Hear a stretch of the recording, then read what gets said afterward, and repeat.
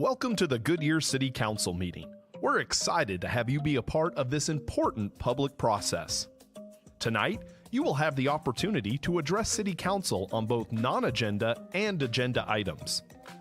The agendas and speaker request cards are located on the counter in the lobby outside of the council chambers. You must fill out a speaker request card in order to address the City Council. Please drop your completed card in the tray next to the blank speaker cards. If the meeting has already begun, please hand it to the officer. You may check the "I do not wish to speak" option on the card.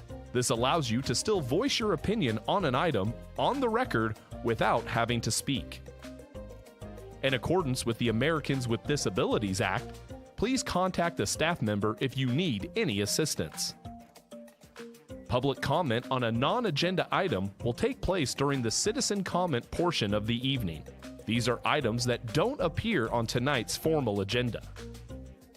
The city clerk will call your name when it's time for you to speak. At that time, please approach the podium and tell us your name for the record. You'll have a maximum of 3 minutes. The timer is on the screens visible from the podium. Note that you may also choose not to speak if other speakers before you have said what you wanted to say. Shouting, cheering, and loud noises will not be tolerated, and violators may be removed for disrupting the meeting. Goodyear City Council meetings stream live on Facebook, YouTube, Twitter, and online at goodyearaz.gov. Follow the city's social media pages so you don't miss out on all that's happening in Goodyear. Thank you for coming to this meeting and being an active part of your city. And remember, it's a great time to be in Goodyear.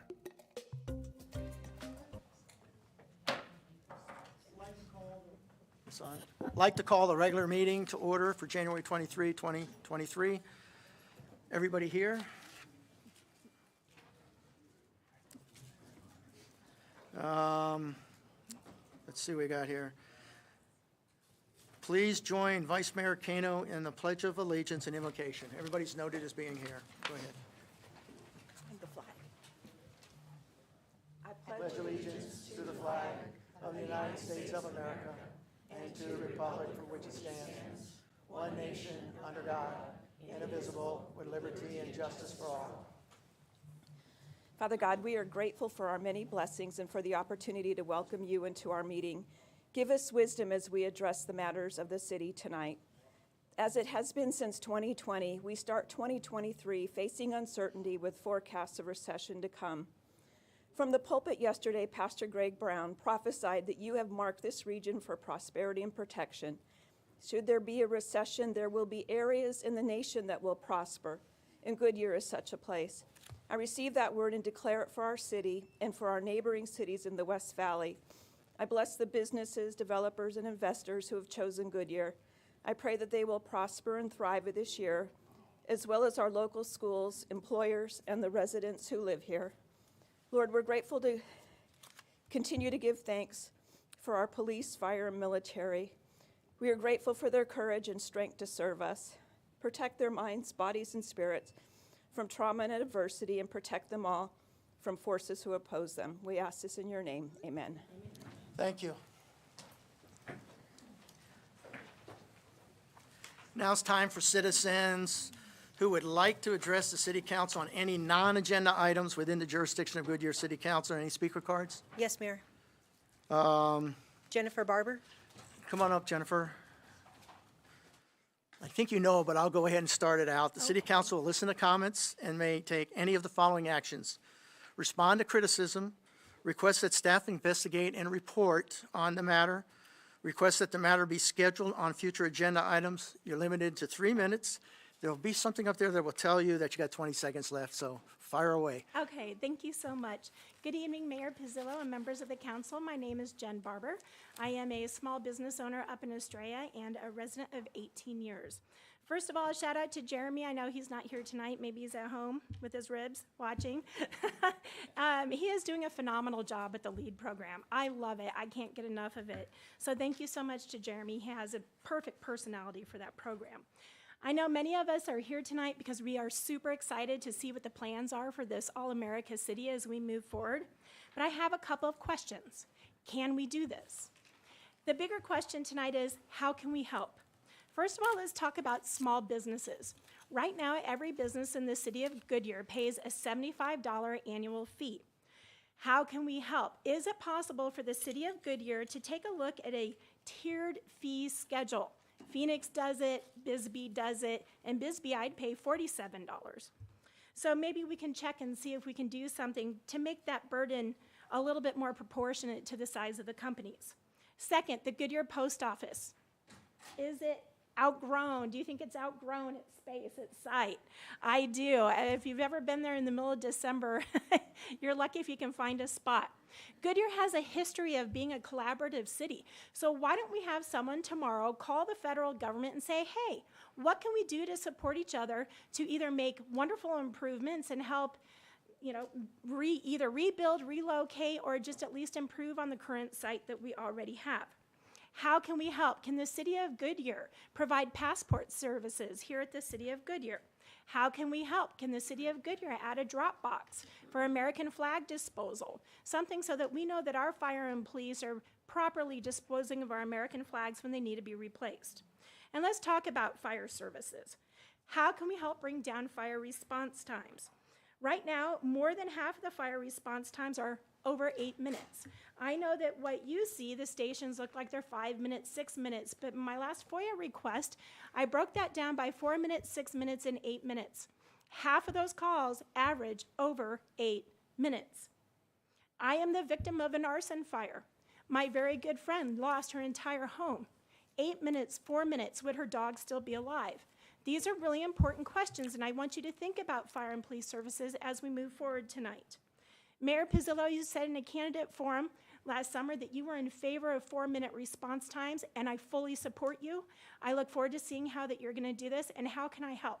How can I help you make that happen for our people? I think it's definitely a priority. And then finally tonight, how can we help preserve that small town feel? When I moved here, I knew the people in my grocery store. My daughter could go to school and the room wasn't cramped. Traffic was a lot better.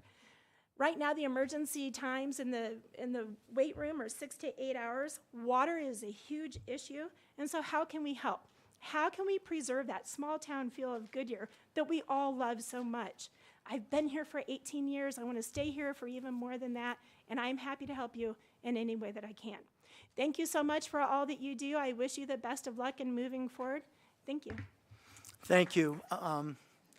Julie, can you kind of wrap up at some point, respond to Ms. Barber on some of the issues? Yes, Mayor, I'd be glad to. And Ms. Barber also sent in a written with even more details, so thank you.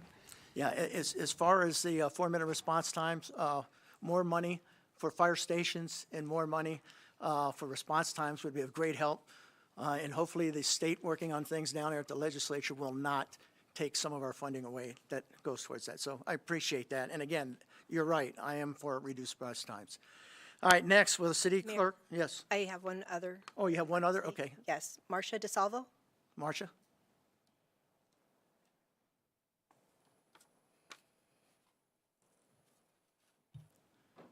Good evening, Mayor and Council. Mayor Pizzola, thank you for letting me have this opportunity to speak tonight. I am a resident of Goodyear, and I live in the Pebble Creek community.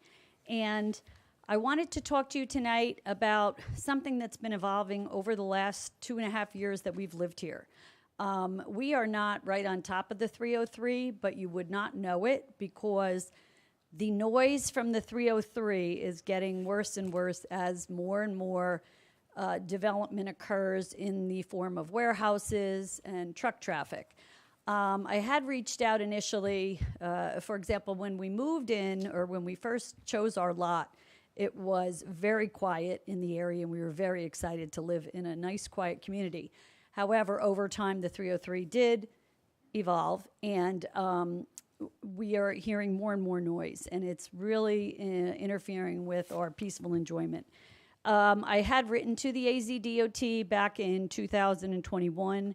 The response was that any studies that were done prior to the roadway opening, and therefore there would be no more noise abatement studies, which I thought was kind of odd because there's been a lot that has happened since 2020 and 2021.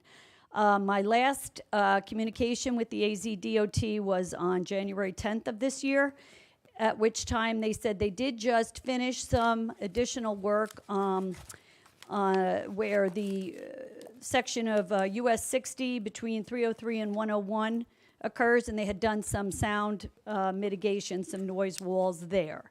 However, there's no plans to do anything here because they would only do other noise studies in the event that they were doing road widening or any other enhancements. However, I do feel that as a town, it would behoove us to try to contact them from a more, from the municipal level, just to see what we can do about that. Because it's not myself, it's all of our neighbors. Every cul-de-sac down there where we are in that area is affected by this. And I love that we're growing Goodyear. I think it's great, but all I read about is the way we're doing it responsibly. We're doing it with all of these other factors in mind. And this is something that I feel we really need to address because it's becoming untenable in our backyards. So I thank you. No, thank you. I believe this comes under ADOT, if I'm not mistaken, Manager, but can we reach out to them and see where they are as far as taking another look at this? Yes, thank you, Mayor. And I'm also going to ask Sumit, our engineering director, to meet you outside if you'd like and get some additional information. But yes, it is an ADOT issue, but advocacy is certainly something we're able to do. And I don't know why we couldn't advocate for Correct. trying to take care of that. So, all right, is Sumi Thank you. here? Where? Yeah. Okay, all right, perfect. Thank you for coming up. We good now? Yes. All right. Will the city clerk please read the consent agenda items 1 through 6 by title only? Number 1, approval of minutes. Number 2, approve the budget amendments and related expenditure authority. Number 3, approve final plat for La Privada parcels 3 and 7, Phase 1, subject to stipulation.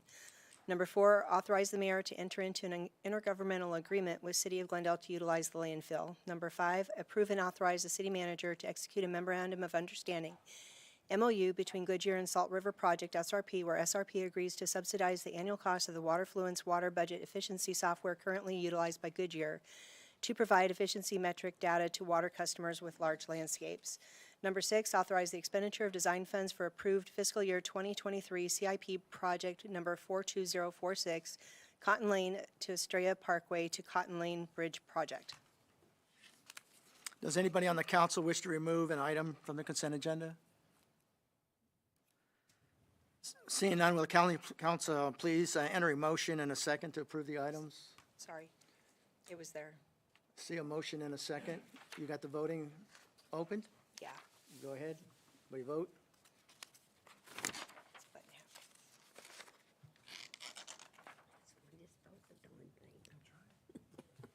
Passes 7-0. There are 6 public hearings on the agenda tonight. First public hearing item is to consider is the Goodyear Celebration Plaza rezone. Open the public hearing. Go ahead, Alex. Council. Alex Listinsky, business analyst. Give me 1 second here. Thank you. As you just noted, this is the Goodyear Celebration Plaza rezone request before you tonight. The subject property is approximately 70 acres, located at the southwest corner of Litchfield and I-10. Just in this little southwest corner of that's carved out is the Cancer Treatment Centers, now City of Hope. The next item I believe on the agenda will be discussed is just west of my subject property, but that's the Urban District 10 PAD. Litchfield runs just to the east of the property. Celebrate Life Way is just south of the property. I-10 is on the north side. And then some retail spaces exist to the east side of Litchfield Road, Yates, there's the Amazon facility, Rudy's, Starbucks, and some auto shops.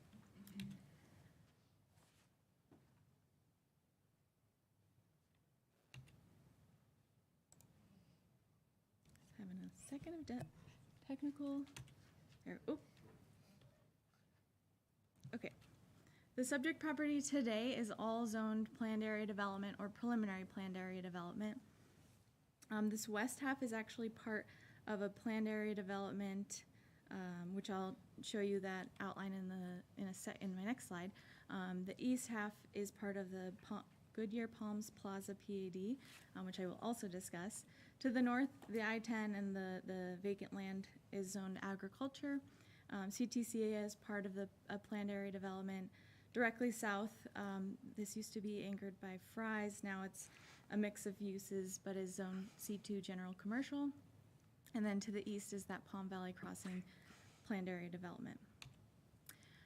In the general plan, the subject property is designated for business and commerce, which allows for a mix of uses, including multifamily residential. So like I mentioned, the west half of the subject property is part of the Goodyear Gateway, the Airport Gateway at Goodyear PAD.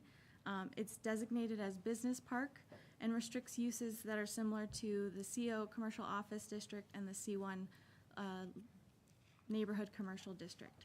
That was approved in 2007, and the C2 development standards apply to the property today. The east half, like I mentioned, is called Goodyear Palms Plaza PAD. The PAD did designate the development of the property as C2 General Commercial Development Standards. The PAD did specify retail, office, and hotel uses within the planned area development. It didn't have any breakdown of uses. There was a conceptual site plan included in that PAD, but it was not approved with that PAD. But any commercial sites could have been developed with the C2 district today.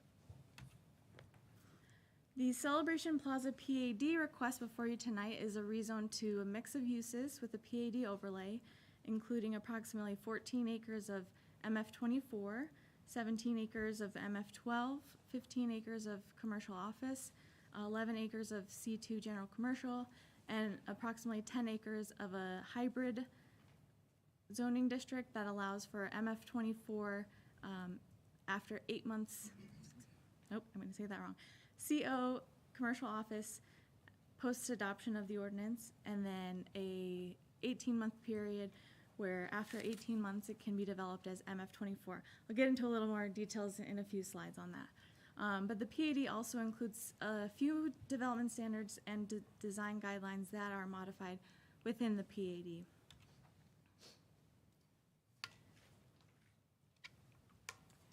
This is a breakdown of the land use included within the PAD. So the commercial office sits just north of the CTCA site.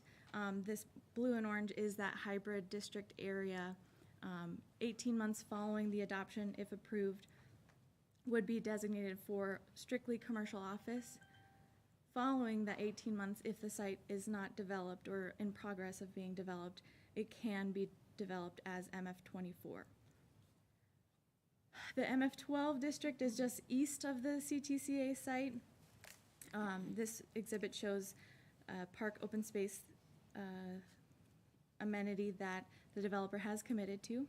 And then along Litchfield Road is the general commercial, typical C2 general commercial zoning district.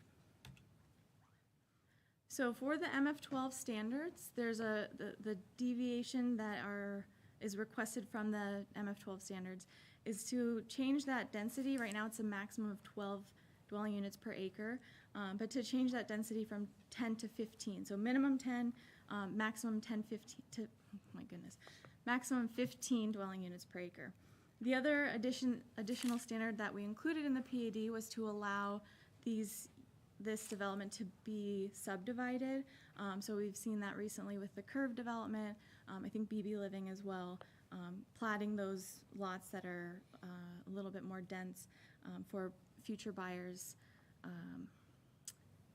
as opposed to, or I guess in addition to rental units. Another two standards, these kind of go hand in hand, is to increase the maximum height of the development in the MF12 district to 30 feet. To increase the urban feel of this area, the applicant has agreed to a minimum of 2 stories per unit. So traditionally in like a Christopher Todd type or the Avila type, we've seen single-story units in these MF12 districts, but to provide for a more urban feel, dense feel, they have committed to 2 stories per unit within this MF12 district. The other standards that are deviated, included in the PAD, are to increase the lot coverage. That's going to provide for more opportunities for that townhome style development, and then reduce setbacks. One thing to note here is that the general plan with the business and commerce designation does have a requirement that multifamily be above 18 dwelling units per acre. So the applicant has committed to the fact that within the entire development area with MF12 and MF24, that the minimum density within the property will be 18 dwelling units per acre. So that's that little footnote down there. So if they build a certain amount of dwelling units down here, they'd have to build more residents to the north to account for that 18 overall. And then, so just as I was kind of explaining, a little bit of justification for those trade-offs, it does provide for a higher intensity product. So we've got the minimum 2-story, opportunities for individual ownership, and then enhanced architectural design guidelines included in the PAD. Additionally, they have committed to that 1.5-acre public park, open to the public, trails connecting to that park, but it is to be privately maintained by this MF12 developer. The MF24 standards, the only deviations is to increase that density from 24 dwelling units per acre to 30 dwelling units per acre, just offer that flexibility, and then increase the building height. Currently in the MF24 standards, it's 40 feet maximum building height. They're proposing 56 feet in building height, which is comparable to the C2 general commercial district. The hybrid request, as I mentioned, is about 10 acres right between the CO district and the MF24 district. That would be within the first 18 months after zoning approval. It can be developed as commercial office. Then following that, it can be developed as either commercial office or multifamily 24, subject to the PAD standards. The commercial office standards increase the height from 30 feet, what's written in the code today, to a maximum of 56 feet. This is pretty comparable to the CTCA property and then typical general commercial. And then in the C2 district, there's no changes requested to the city's C2 standards. However, the applicant has agreed to use restrictions, so we've thinned out the commercial C2 use list. They've also agreed to a maximum of 1 drive-through within the development, and then a maximum of 1 gas station. So it wouldn't be 4 drive-throughs all the way down Litchfield. We've seen similar situations recently, but they have agreed to making that commitment. Like I mentioned, no changes requested to the standards. I just said this, and I meant to say it on the next slide, but max 1 drive-through, max 1 gas station. Included in the PAD is a commitment to public trails. There's the main one that surrounds the property, so I think, I don't have the number in front of me, but it is an extensive trail that goes around the property and through the sites, and then connecting to that public park. And then if gated, these would be private trails within sites that would provide connectivity throughout.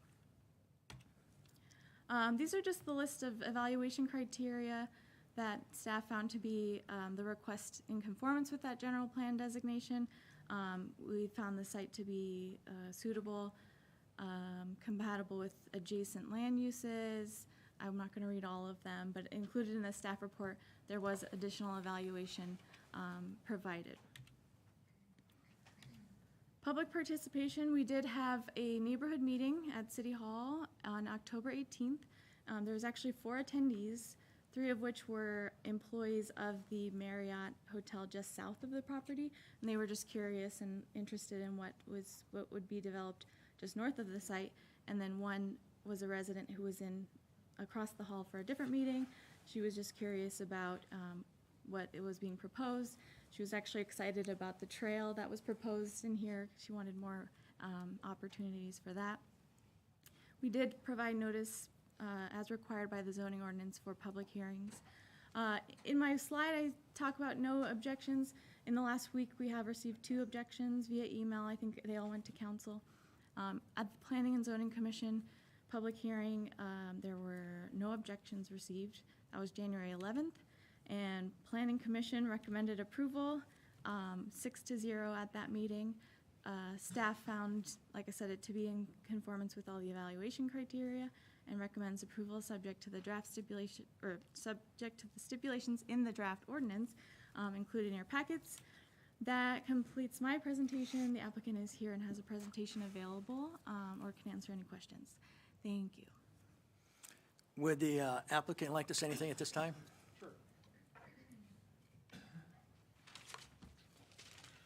Jeff Bliley, 701 North 44th Street.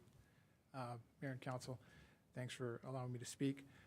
Here on behalf of the applicant, what we're asking for tonight is a rezone of the 70 acres, as Alex has pointed out. The acreage has been zoned for commercial and office for the last 15 years, and there's been no activity on the property to date. We've spent the better part of the last 2 years working with staff and the city to go over a land plan that we feel is more appropriate for today, that we hope will spur some development in the area.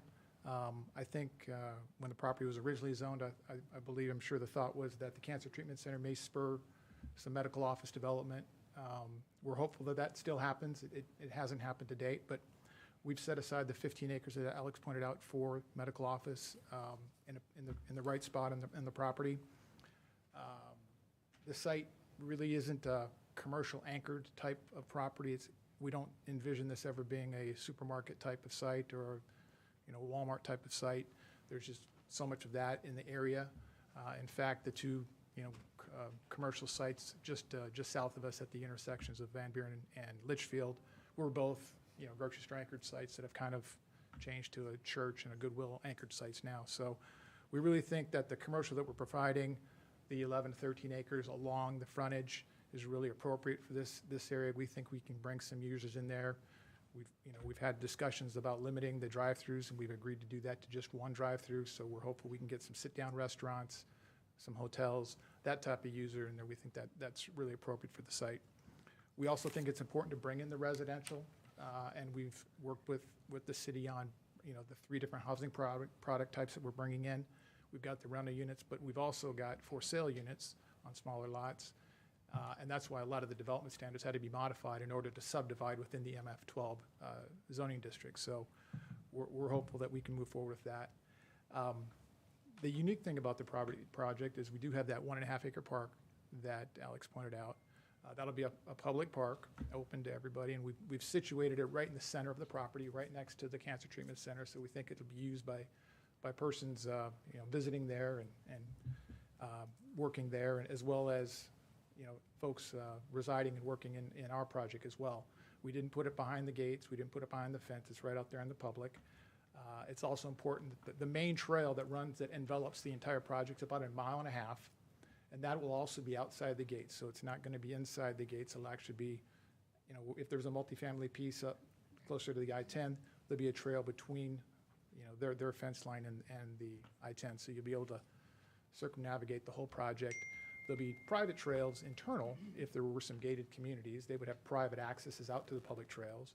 And then, of course, there'll be trails and sidewalks connecting all the commercial and everybody to this. So we think we've got a really nice project that we're moving forward with. We're hopeful we can get your support. The Planning and Zoning Commission was very enthusiastic support for the project. We do have another presentation we put together. I don't know how much time you want me to spend on it. I think the renderings that we showed in our book, I think are pretty impressive from my perspective, and I believe the Planning and Zoning Commission was quite pleased with those as well. And we'd be happy to show them to you right now if you'd like to see them, but I know they're in your book and you can see them. So just here to happy and answer any questions you may have. Why don't you wait until after we close, and we'll have some other speakers, and I'm sure the council will have some questions for you. Sounds good. Okay, thank you. Any speaker cards? No, Mayor. So let me go ahead, let's see. Anybody else like to speak? All right, with that, I'm going to go ahead and close the public hearing. Will the city clerk please read the resolution number 2023-2279 by title only? Adopt resolution number 2023-2279, declaring as public records those certain documents referred to and incorporated by reference in ordinance number 2023-1562, filed with the city clerk related to the rezoning case for Goodyear Celebration Plaza planned area development. Can I get a motion and a second? I see that already on the board. With that, open for council discussion. Let's see, go ahead and start clicking on for the discussion.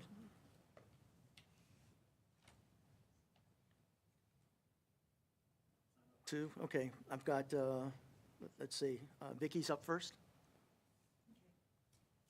Can you bring that slide up again where it shows everything?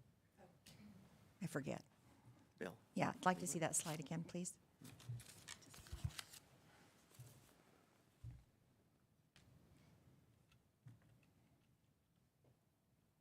That one. Oh, here you go.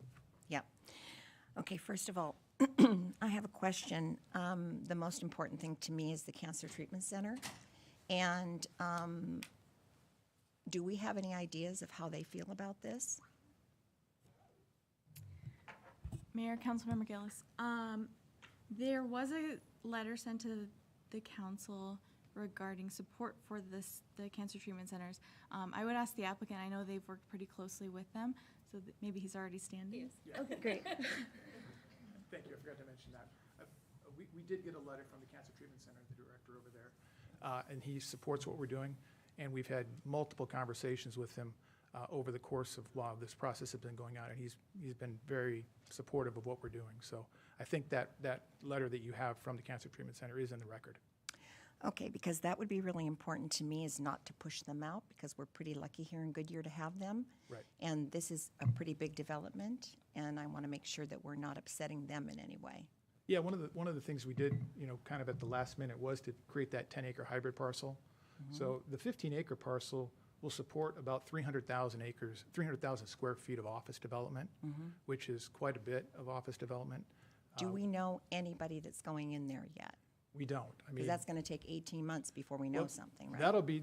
We've got the 15 acres, that'll support 300,000. The other 10 would support probably another 200,000. So if, we're actively marketing it right now for office. We don't want to wait 18 months Great. To sell the property. We're marketing it. I know the city is marketing it and has some interest in it. So we'd love to see, all 25 acres go as office. Medical office, Sure. hopefully? Yeah, that's what we'd like to see. Would be nice. Yeah. Okay, and what about E, the general commercial area? You said no more than one gas station or one fast food, basically drive-through? No more than one drive-through. So how much room is there for, how many other commercial sites could go there? Such as a hotel or restaurant, sit-down restaurant? Oh, you could get, 7, 8 pads, Mark? About 5. 5 pads total? Yeah, with a hotel. With a hotel. So, a hotel and 5 additional pads. You could, in that area? Oh, yeah. And what is the noise going to be like from the I-10 for that multi-level, the multifamily? Are you doing anything special for that, because it is close to the I-10? I think the city has noise standards that we have to deal with when we do the development. One of the nice things about it, the I-10 does have a kind of banks right there, and then most of the multifamily will be off the off-ramp, so there'll Yeah, be I some walked it additional. the other day. It's a little more distant from the travel lanes themselves, but the city has sound standards that we have to meet when we do development. Okay. Yeah, yes, ma'am. Thank you for the question. There is sound attenuation standards adjacent to within a certain specific distance from the interstate, from I-10. The sound decibel level in the interior of the units is 64 decibels is my recollection off the top of my head, which is meeting some ADOT standards. So they achieved that through a methodology of construction techniques, from certain types of windows to certain types of exterior construction, and sort of baffling with particular vents and things of that nature. But it's something that the architects for the project, as they move forward, would take under consideration in their design. But there is standards there, and it is something that we would require the architect to certify. Okay, that's a for sure. Yes, ma'am. Okay. Okay, and my last question would be the enhanced architecture. What are you talking? Well, we showed renderings in the PAD book that were committed to that, so that flavor of enhanced architecture. So I think when you see this, we've already had a pre-app on some portion of the site. So you're going to see when we go through the design review that staff's going to be holding us to those renderings that we've depicted in our PAD book. That's great, because I'm new, so I haven't seen a lot of this. Okay, So, and that's something that I would like to see. yeah. I don't know if you have anything here today. It's in our presentation if you'd like to see it. I would like to see. Yeah, why don't you go ahead and bring that up? Especially because where it's going to be located and in front of the Cancer Research Center.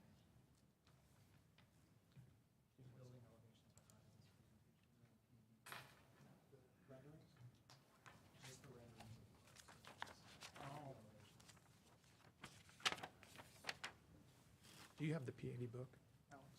Yep.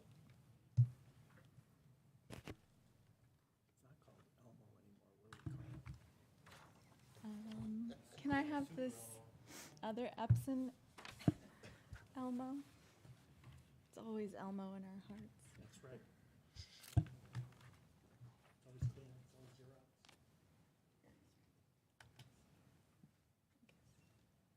I don't know if they heard you.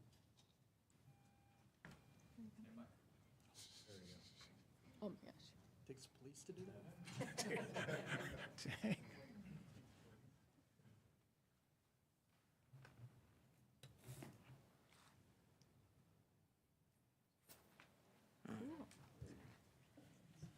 There's a couple pages, so. So we included renderings of all the residential home product, the office, and then the commercial. I think what she's on is the commercial renderings right now, Okay. which she may be more interested for the frontage along Litchfield. I'm actually interested in all of it. Okay, yeah, they're all there. Can you start where the commercial is? Right. And the multifamily, do it in sequence of what we're looking at on our map. So that's the commercial renderings. That would be the office.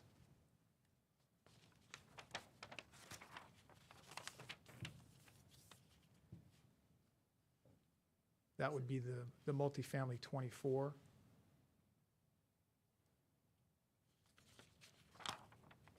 Is that D? D is in dog? Bravo. Oh, B is in Bravo. What happened to D? Well, the hybrid would be the office or the multifamily 24. What is this? This is the MF12, what we're proposing for the detached, I believe. These would be the detached product. Nice, okay. And then this is the MF12 for the attached two-story. Very nice, okay.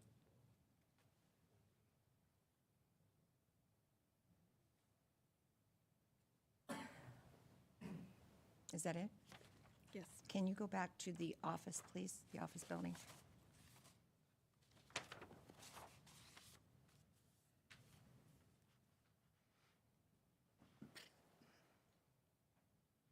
Okay. Okay, so this is something that is a for sure. I mean, you are going to keep up, even though we rezone it, then if it takes 18 months or longer to build it, right? This is Correct. something that you're going to stick with the Planning Commission, right? Right, this is included in the actual zoning document. Okay. So it's something that we'll have to adhere to, That's what I want to make sure of. yes. Okay, I'm done. Thank you. Councilmember Campbell?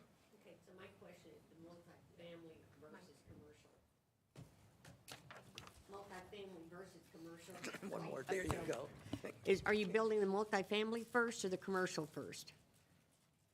We'll build whatever the market is right now. The MF24, given the status of today's market, is slowed down. There's not a lot of market right now for MF24. So I think what you'll see first is the MF12 and pad sites for the commercial would be the first stuff to go in. Yeah, I just was on the Zoom with GPEC today, and they were very optimistic. So I'm more optimistic than you're optimistic of what's going to happen, apparently. So my question is, if you don't build, if you're going to build commercial in C and commercial in D, but if 18 months passes and you don't have commercial, you're gonna put multifamily in there. You're referring to I'm referring to this.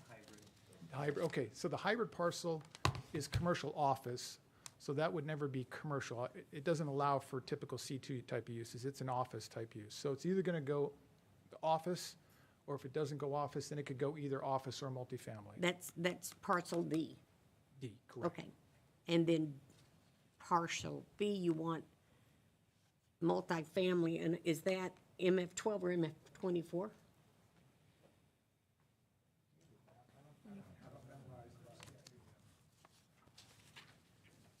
Sorry, I apologize. Okay, Parcel B is the MF24 parcel. 24, okay, and then I'm gonna ask the same question for A. Would that be the 12? That's the 12, yes. Okay. My only concern, after seeing all of this, it's a wonderful project. I think it's a great use.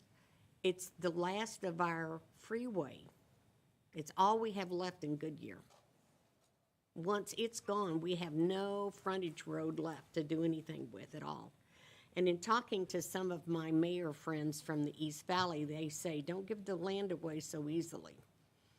So I'm just wondering if this really is what we want to do. We had envisioned a hotel and a conference center around CTCA, and that's what was sold to us when CTCA came.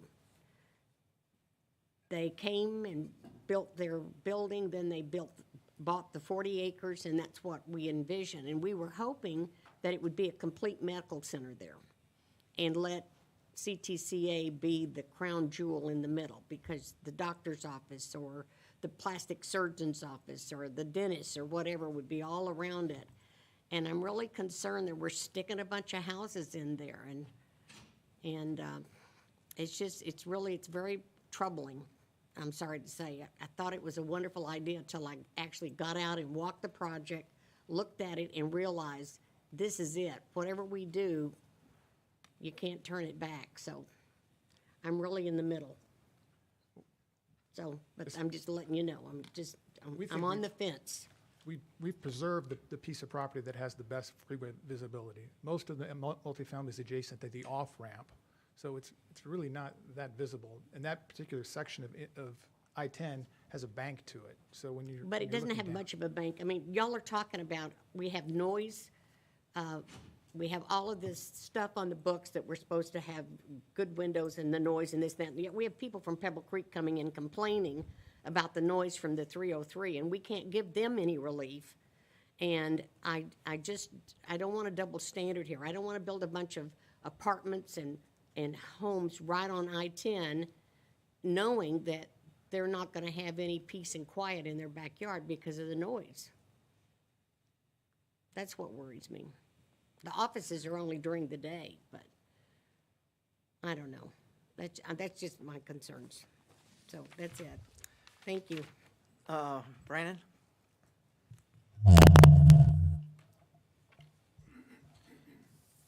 Yeah, thank you. So I had some just clarifying questions as well. So on the multifamily, that's going to be an 18-month, is that correct? So 18 months, it can convert to multifamily if they do get someone or they don't get somebody.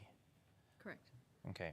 And then what percentage of this Section A is going to be actually someone that someone can actually buy? Is there a percentage that you have that's going to be guaranteed, or is it somewhat of a hybrid where you're going to be, if the market allows for it, it's going to start as multifamily apartment rental, or then it switches over to, if the market allows it to, just like any of our other Christopher Todd style products could convert to a buy-sell model as well? Councilmember Hampton, there's no requirements for them to do the for sale product or a certain breakdown in the PAD. This is the multifamily closer to Celebrate Life Way. They did submit a pre-application for, so they might have a plan that they might share. They want to share. I would leave that to them because there's nothing restricted. Okay, so it could be whatever the market allows, essentially. So they're not committing to a for sale product necessarily. Not at this time. Okay. And then And if we did nothing, the zoning is still C2, or can they still do the commercial office here as well? Which they've always should be able to. This might be easier if I go back to my slide. Can I have the slide back? I know they're asking for a height increase. Yeah. Yeah, So- to 56 feet. Correct. On the west side, this piece, that is the business park, currently CO, C1 districts, that's comparable. On the east side is this half. That is what's designated for C2 uses, retail, office, hotels in that PAD right now. Just a clarification, I believe the east side is a preliminary PAD, so in order to actually develop on it, we'd have to do a whole zoning case on it. We can't develop under the preliminary PAD. So the portion that we have designated for CO, that we're asking for CO on now, couldn't technically develop as CO until it gets rezoned. Because it's only a preliminary PAD right now. Okay, and then I'm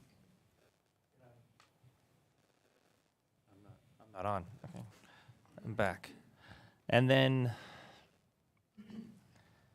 so, looking at it now, I'm fine with the commercial portion of this, and to Councilmember Campbell's position, we only have so much land along the I-10.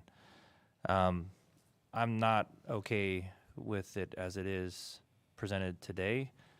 I might be looking for an amendment at some point here, especially around the multifamily. I don't think the multifamily needs to be right up against the freeway. I think there's other uses for that in the city that can be utilized at. I look at even Abrazo. I don't see any multifamily around Abrazo, and it's doing pretty well. I see a lot of commercial office and retail around Abrazo and that hospital as well. So I know multifamily is a need, but I believe there's better uses or better locations for that use in the city. So, okay with the commercial portion, and I said I might, this isn't the time right now, but at some point tonight to ask for an amendment to approve the commercial, not the commercial for hybrid, but stay commercial. And then I guess I'm looking for continuation of commercial and for at least the preliminary plat until we get some more options around that as well. I know it's been a lot of hard work to get to this point, but I think for this particular area and for a large healthcare provider that will definitely set the tone for our city going forward, I don't think that the multifamily use is the best use for this area right here. And there's lots of data. I know I've seen some other emails come through recently, even from some of our other residents talking about just with the noise, to Councilwoman Campbell's point as well, the noise, the residents that are up against the areas, and some of the projects that I've already voted against, up against the freeways as well, other multifamilies. So, so with that, I'll be voting no, but I will probably want an amendment at some point here as well. Thank you. You good? Next up is Councilmember Laurentano. Well, thank you very much. I know you've been working very hard on trying to get this through and try to figure out what our vision is for that area. There's parts of this that I really do like. I'm not in love with the whole project, but there's parts that I really do like. I want to give you kudos on your slide that shows the park that you were going to do there on slide 7. Could you put that up? I think it was slide 7. It's 7 of 18 on your presentation. I think it's on the developer's presentation. Like, that's a different 7. I don't know if we can get that up, but it's a very, still going around? Someone has the power there. It's in this one. I think it's page 7.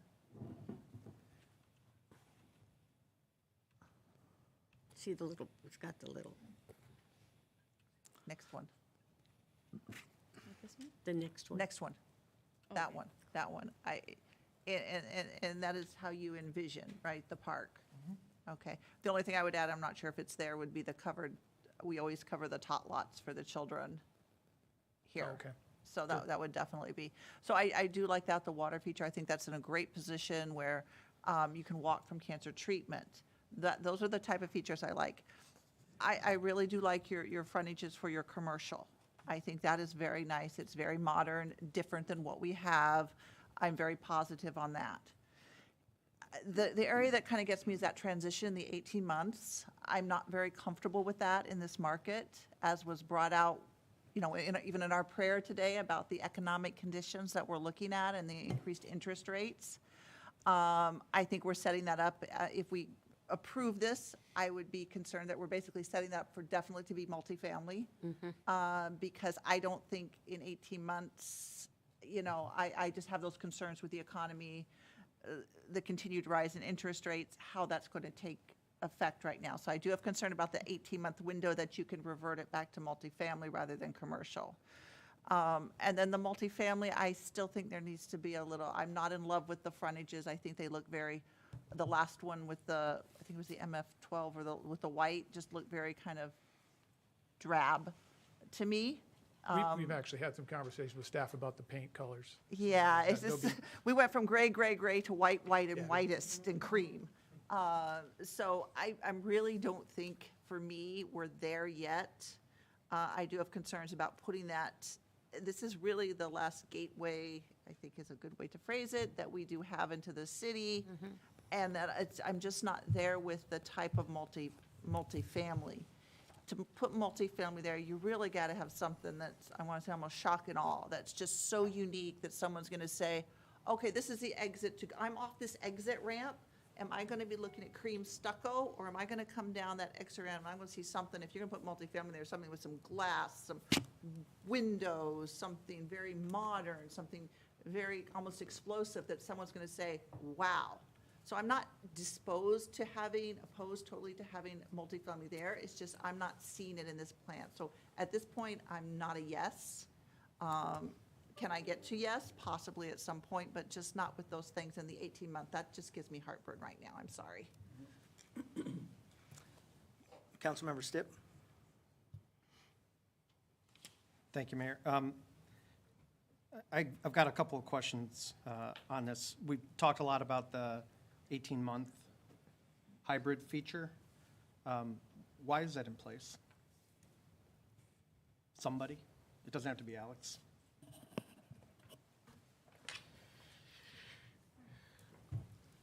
Thank you, Mayor, Council. Sorry. Mayor, Councilmember Stipp, thank you for the question.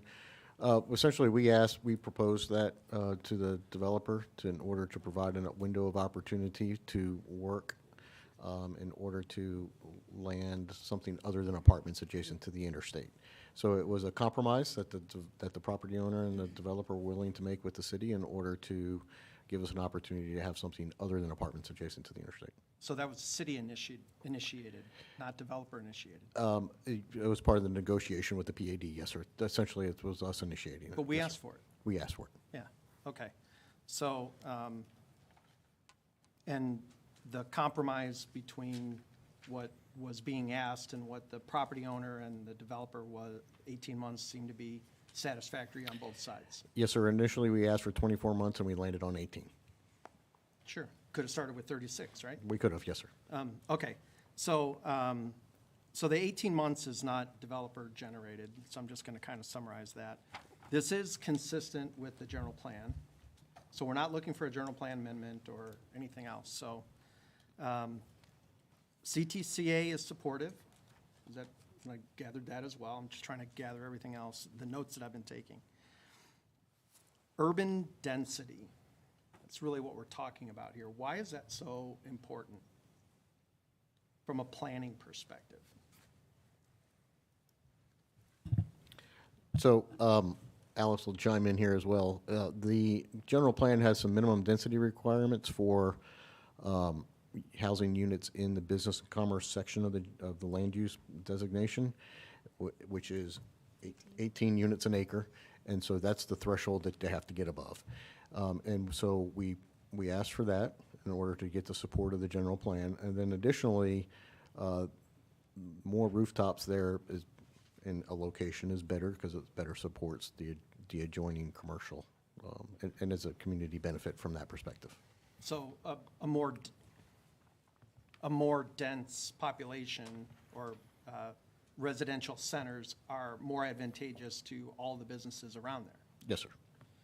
And we're seeing that not just here, but we're seeing that around here physically, Civic Square and GSQ and other areas, we're seeing that. You know, the highway frontage has been a discussion as well, and I have to think right across the highway from this, all of that land north of I-10 is still vacant. Right? Alex is shaking her head. I mean, you know, if you drive that, you know that north of I-10 is all vacant. So what are we really preserving? This cancer treatment center area has been in existence for over 15 years. Cancer Treatment Center has owned this property for the majority of that time and has been unable to develop it. So I don't know what we think during our greatest growth period between 2006 and 2023, if they haven't been able to move it then, why do we think waiting another 15 years is going to be any different? I just kind of asked that generically of my colleagues. We've had the debate about houses up against the freeway, and Alex, I think, can you go back a couple of slides? I think it might be that slide I'm looking at. No, it's the other way, sorry. Yep, it was that one. Oh, sorry. This one? Yeah, and I know it's going to be hard for you to zoom in because you've got the green line around it, and the one I'm looking at's got a red line highlight. Most of those buildings are oriented away from the freeway, and those that run parallel to the freeway are pretty far away from a geographic perspective. I'm looking at the word property line. There's right there, that building, and then the buildings, the next one over, where the other ones are oriented north and south. Those are the two that are oriented east and west. Everything else is pretty far away, and it's off the freeway. It's off the off-ramp. So we've put some separation in there, and if we're able to bring the urban density to this area to support the commercial, which has not ever gone in there either, and we all know how we've struggled to get commercial, retail, restaurant in that entire corridor, this seems like the right opportunity for us to do that.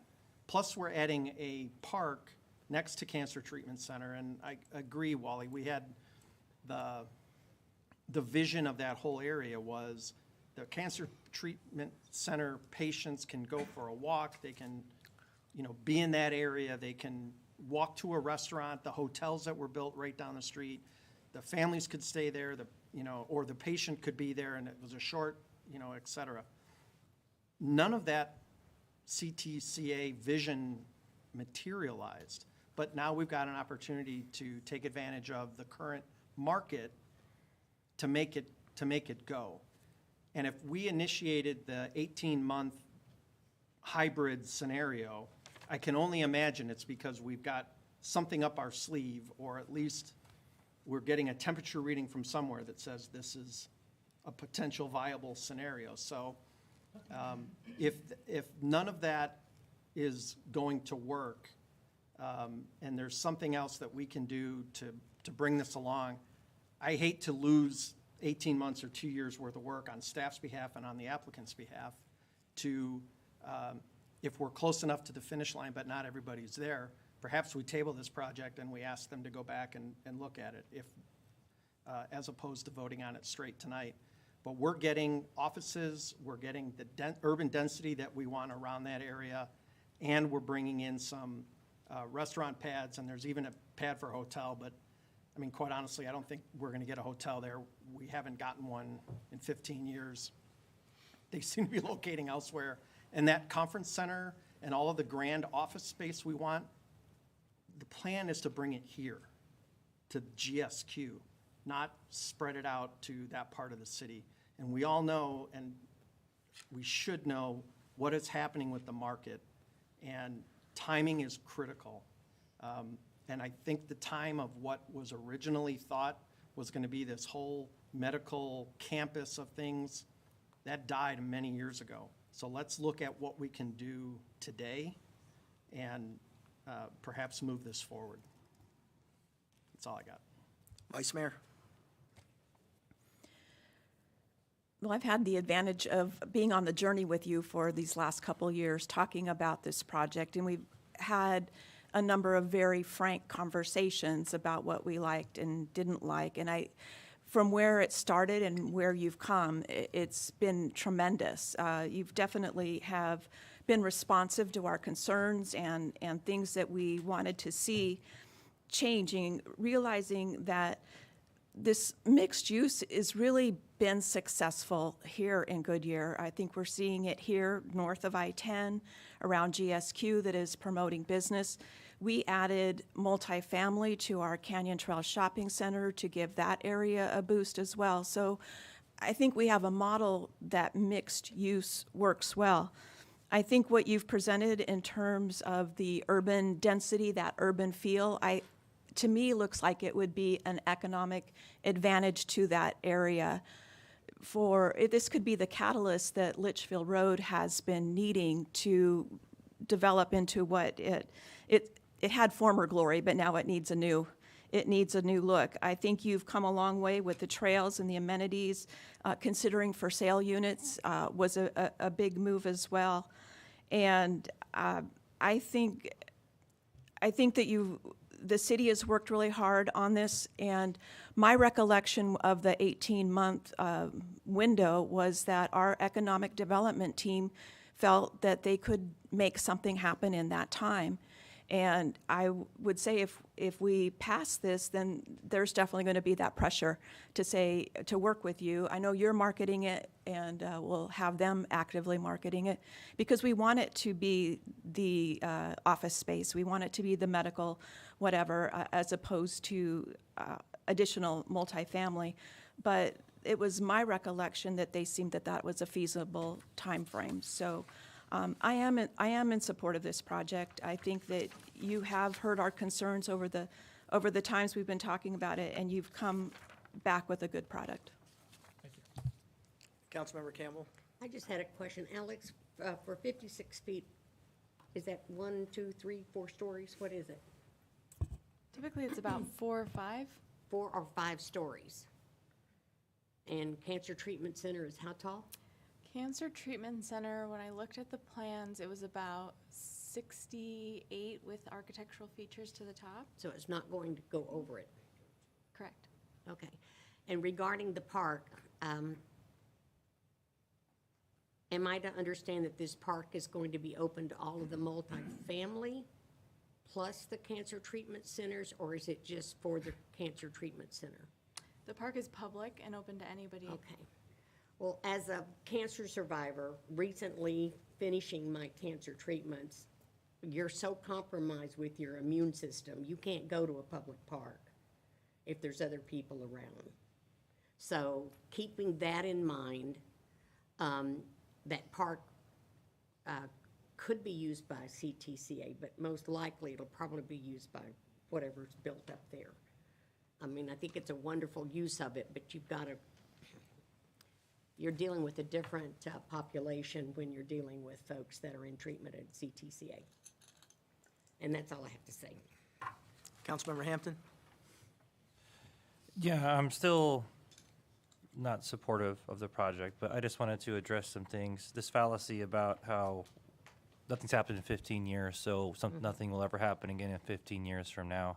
I think Goodyear is definitely a different Goodyear than it was 15 years ago when other council members were on the city council.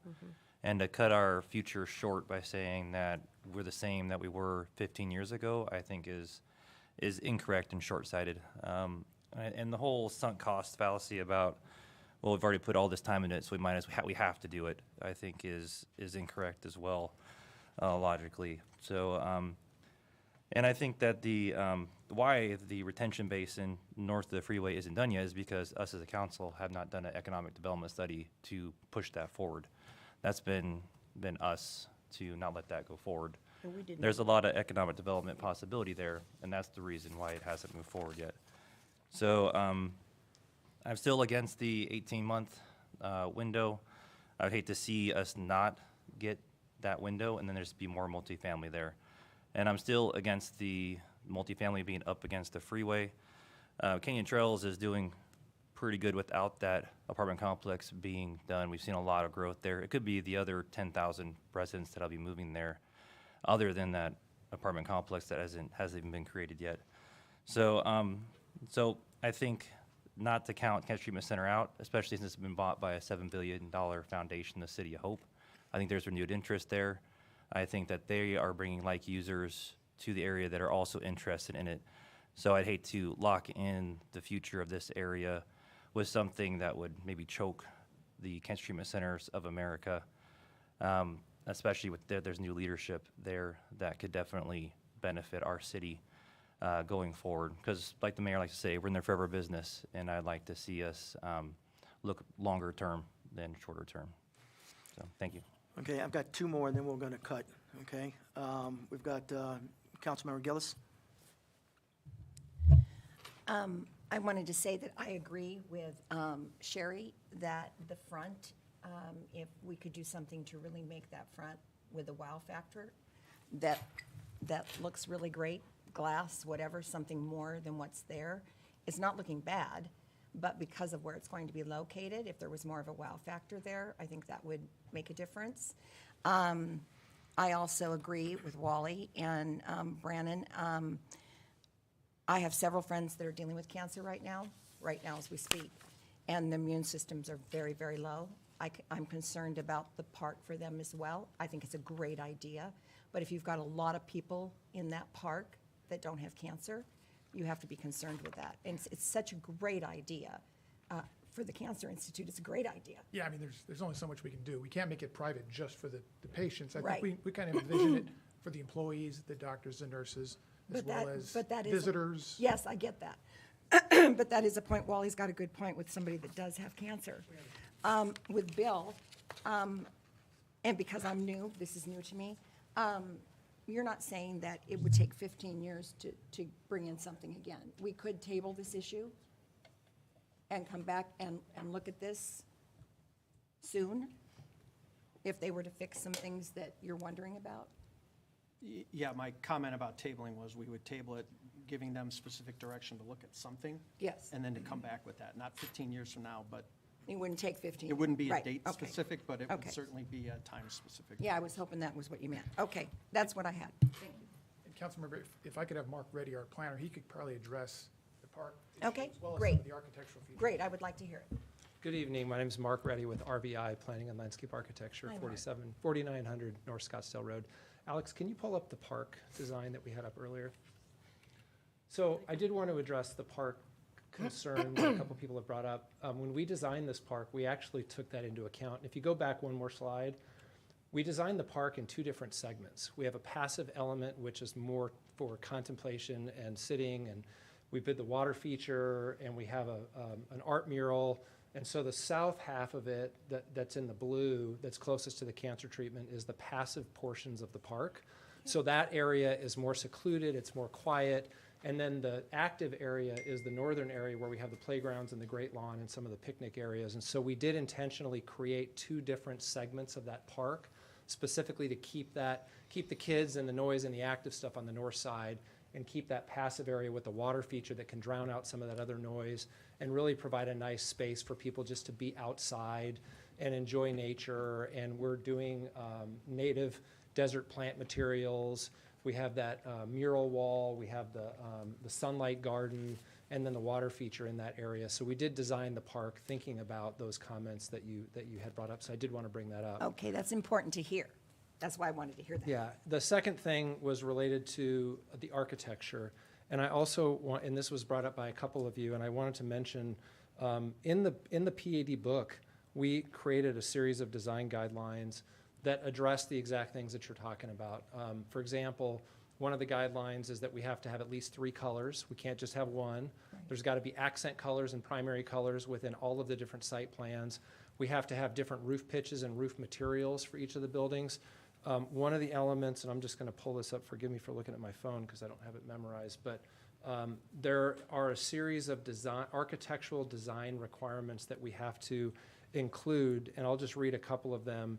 One of them is to articulate articulated parapet lines that include variations in height, express window heads and sills, variation in stucco pattern, shading elements with awnings, a variety of window articulation, stepped cornice detail, celebrating entries, and complementary color palettes.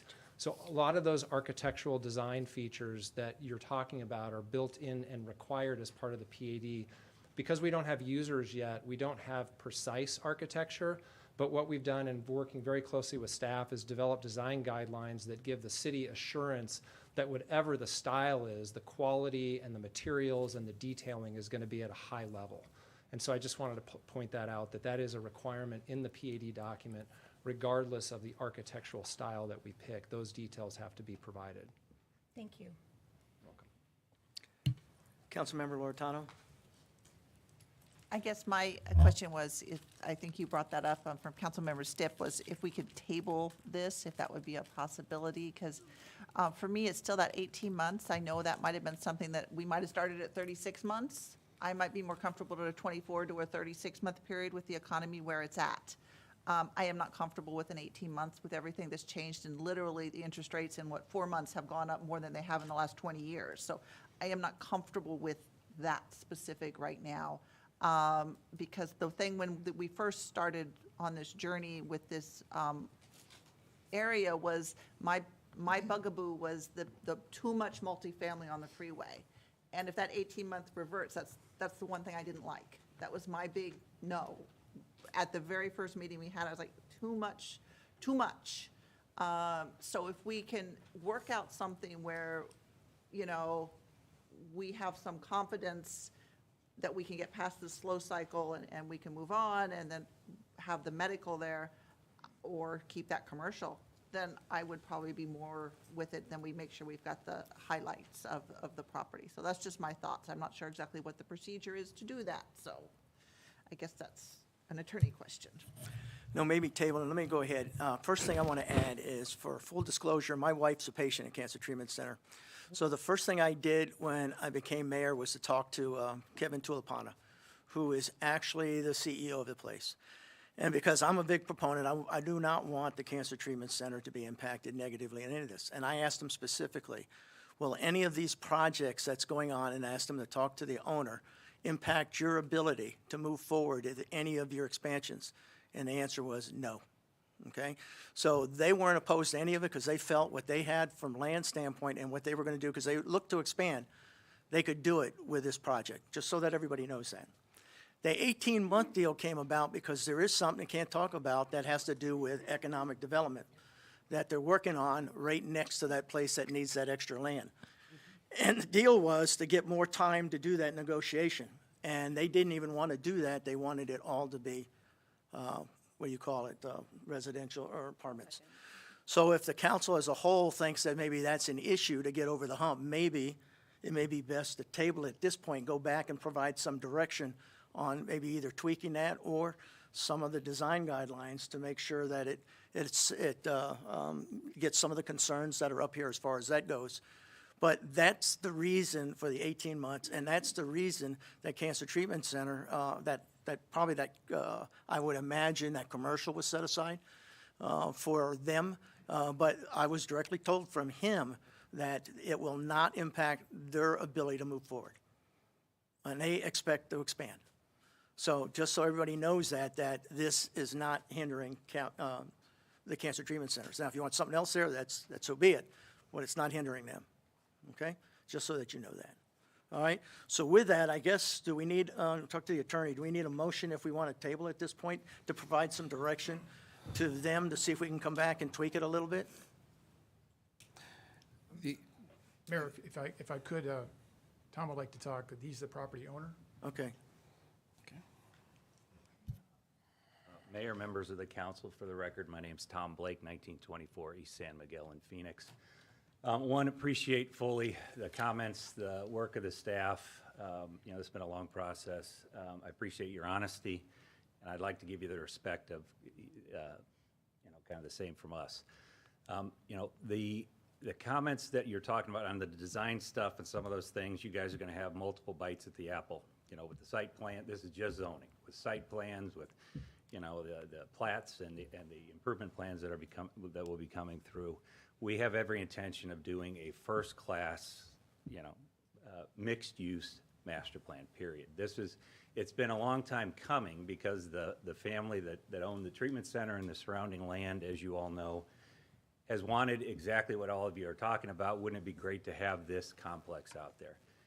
For, you know, they were on the board members up until they sold City of Hope with the Cancer Treatment Center. What can we do? What can we get in here? What kind of trophy, you know, area, synergies, all the good stuff that works. It just hasn't come. When we say we've been working on it for 15 years, of course not nonstop. There's been cycles. There's going to be more cycles.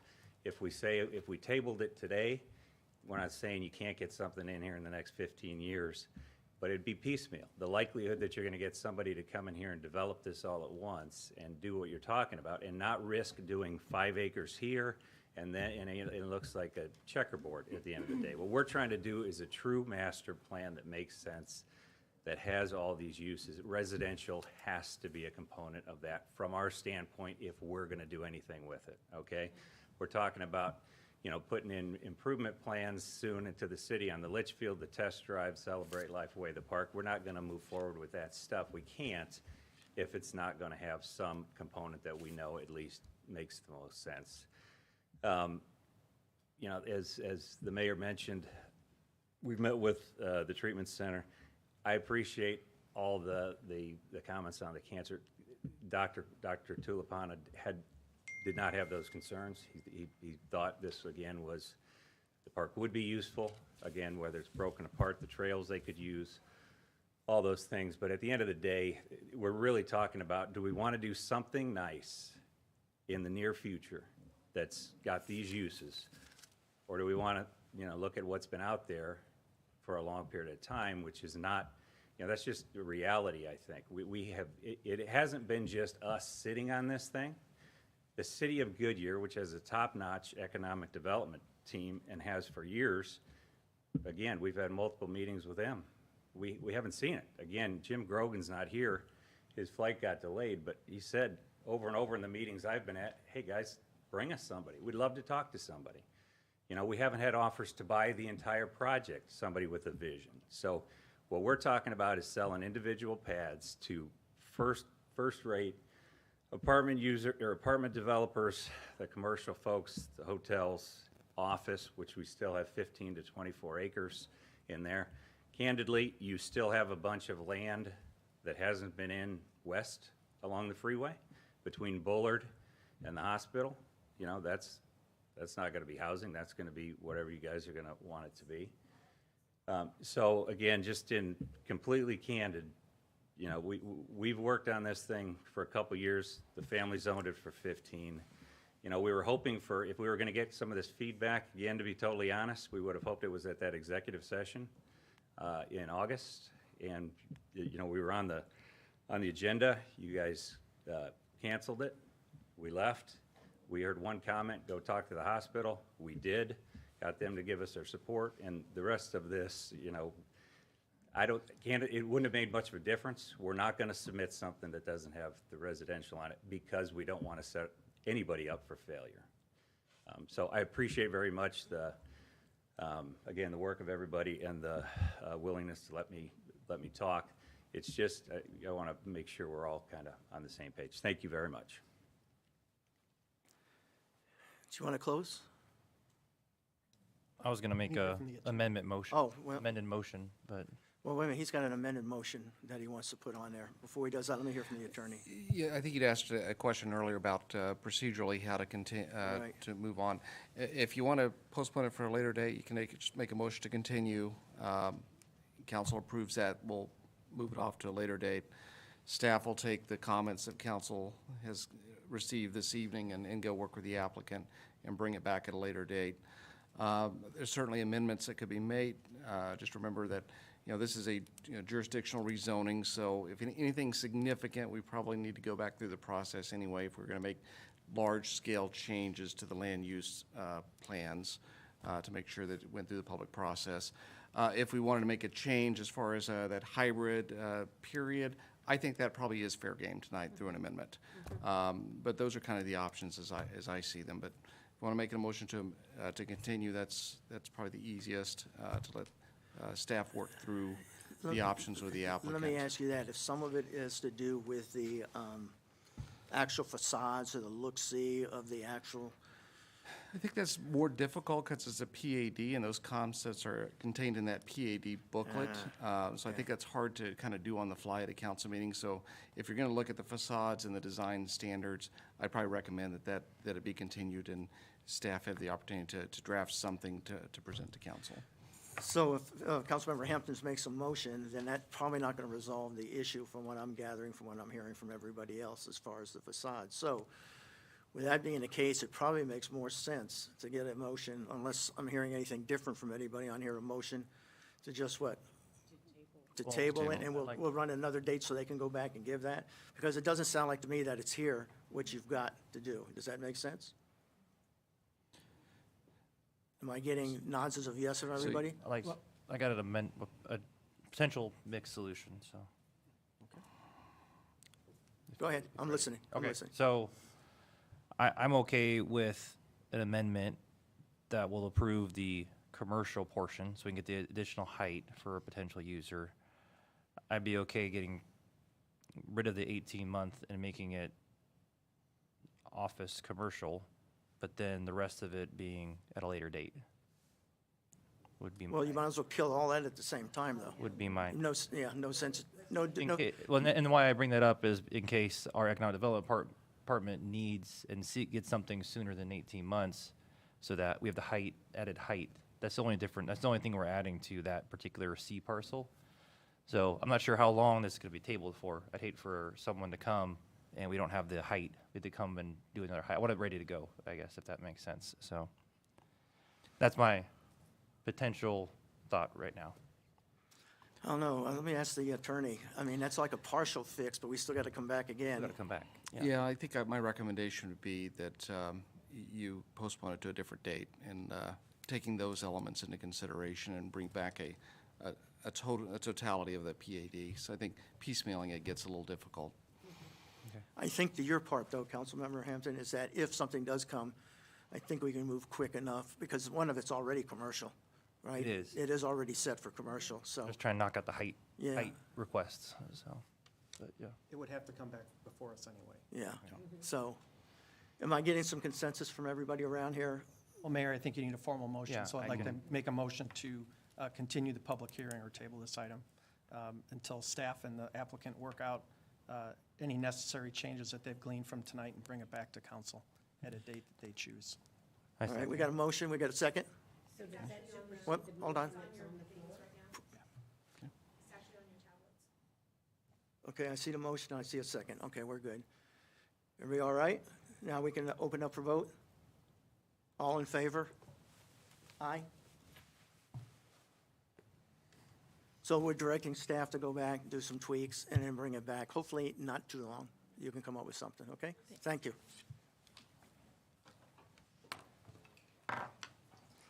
All right, let's see where we're at. All right.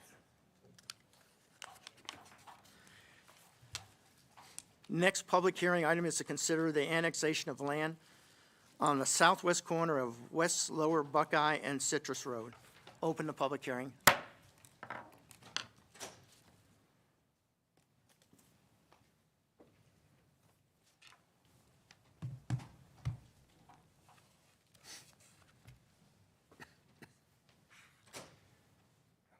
Good evening, Mayor, council members. Steve Kretschia, Planning Manager. I do have can you hear me okay? Yep, everything's Okay, go. good. It sounds strange from here. But have an annexation for you tonight. It's one you've seen twice before. And it's at the southwest corner of Lower Buckeye and Citrus Road, adjacent to a development known as Citrus Park. It's about 160 acres, rezoned in 21. It's single family. You've got a little mix of conventional and court home type development, a little over 600 residences there. This is an annexation, a remnant piece. It's small. It's about 3287 square feet. It's needed for right-of-way. And this is where we're located, right here, Citrus, Lower Buckeye, the Citrus Park residential development. And also you have residential surrounding it with Pradera, La Jolla Vista, El Cedro, and Las Brisas. And so that little sliver is right here at the intersection. And as we zoom in a little bit more, here's that intersection. And here's just this little sliver piece that was not annexed in the past. So we have this county piece right here. It's about 350 feet long, about 7 feet wide. And this is just looking at this piece here. They're starting some roadway improvements, and that piece just kind of runs right here.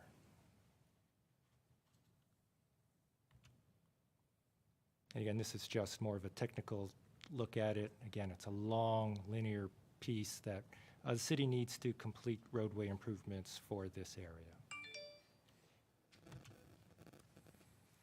And so in looking at this annexation request, it does within our city's municipal planning area. It meets the state's criteria for adjacency. It will permit us to continue to accept this right-of-way once it comes into the city, and then to complete roadway improvements. And so back in November, council gave us the authorization to move forward with this annexation. And given it that authorization, we started the annexation process. That was a public hearing just last month in December. That was the first public hearing. That was where council would just gather any public input. And then tonight's hearing is actually the consideration of the annexation. So this is the second required public hearing. Should it pass through tonight, then staff will then continue the annexation process and close it out for this piece. And so tonight's request is that council consider this annexation and approve it as noted in the ordinance attached to the staff report. With that, Mayor, that concludes my presentation. Available for any questions. Applicant here would like to speak on it? Don't have to? No? Yeah. It's us. Any speaker cards? No, Mayor. All right. With that, let's close the public hearing. Go ahead and read the ordinance, please.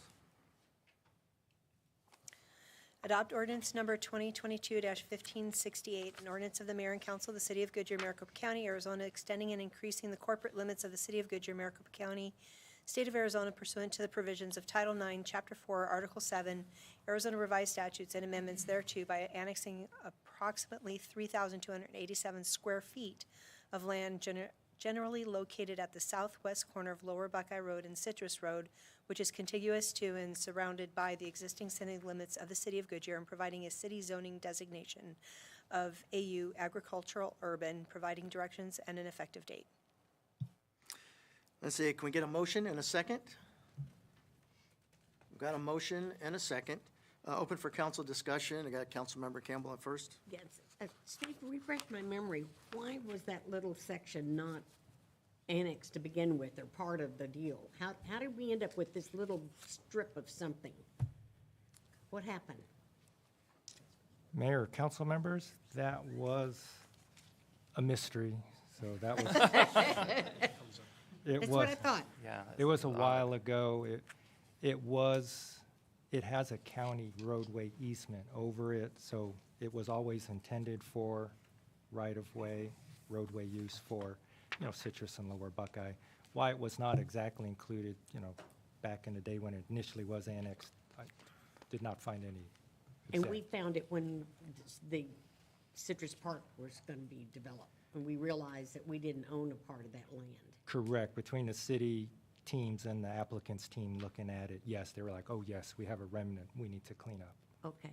Now, just clarify this for me. It says that when the park is developed, the property owner, and that's the people that own Citrus Park, will dedicate a right-of-way needed for a half-street improvement Who's gonna build that half-street improvement? Us or him? Them? Mayor, council members, that is Phase 3 of Citrus Park. So they Okay. have improvement plans and final plats in for this. So they're designing the road now. Okay. They'll complete the half-street improvements as normal developers do for residential development I like just this. hate to approve anything for a half a street anymore, because then it's 35 years till we do build the other half of the street. You know, so, thank you. Anything else? Any other discussion? All right, with that, can you open up the vote?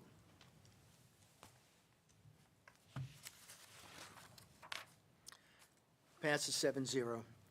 Thank you. The next public hearing item is consider a rezoning of Urban District 10. Open public hearing. You're up again, Steve.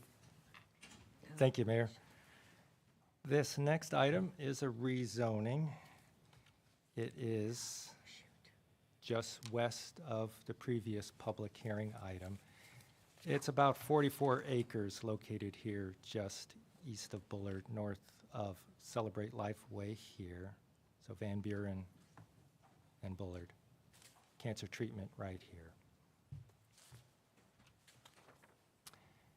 And so a little bit of history into the zoning for this overall area. So 2007, we had Airport Gateway at Goodyear, and that was about 212 acres. And that's this outline here. It included cancer treatment, a little sliver down here wrapped around all the way down to Van Buren, and then Bullard. So this 212 acres. So of that 212 acres, we had 25 acres for cancer treatment that was zoned final PAD, so Cancer Treatment Center developed, this has final zoning. The rest, the remainder, about 187 acres, just has preliminary PAD zoning. So no entitlement, just basically a land plan of what could be done here. This is pretty much regional retail here, some business park here just north of the hospital. The subject piece here, this was also business park. Moving south, this is also business park, yet a retail corner right here. So Urban Logistics, they're looking at just this piece right here, 44 acres. And this is, again, this has got a business park use to it currently in the preliminary PED. That's what they intended when they eventually came into final zone, that this would be a business park.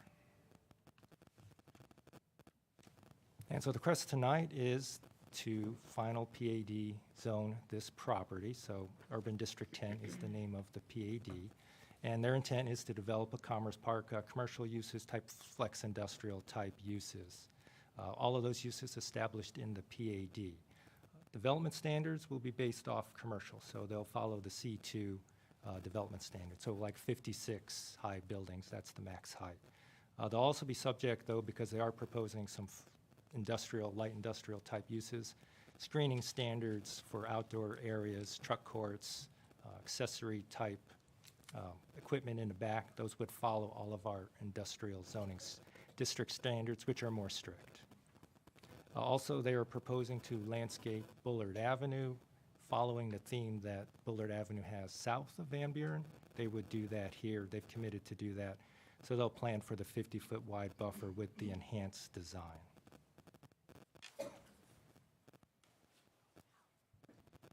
And so this, at this time, we aren't just looking at zoning, so we're not looking at any type of site plan or anything like that. They did, the applicant did include rendering of what they could do, and it does show 5 kind of flex industrial commercial buildings, all storefronts facing the boundary, truck courts, loading areas internalized in the rears. They designed these type of wing walls to, again, further hide views into the storage areas. But again, everything facing a roadway or a boundary will be storefront. And in the middle, they do plan, this open space area has been included in the final PAD and stipulated about 2.5 acres. We'll go in a little more detail in a little bit, but this will be an open space central amenity planned with this development. And that park will include about 2.5 acres. You'll have 4 quadrants that will contain shade trees, benches, artificial turf, a trail walking through here that'll connect to other sidewalks and pedestrian ways within the center.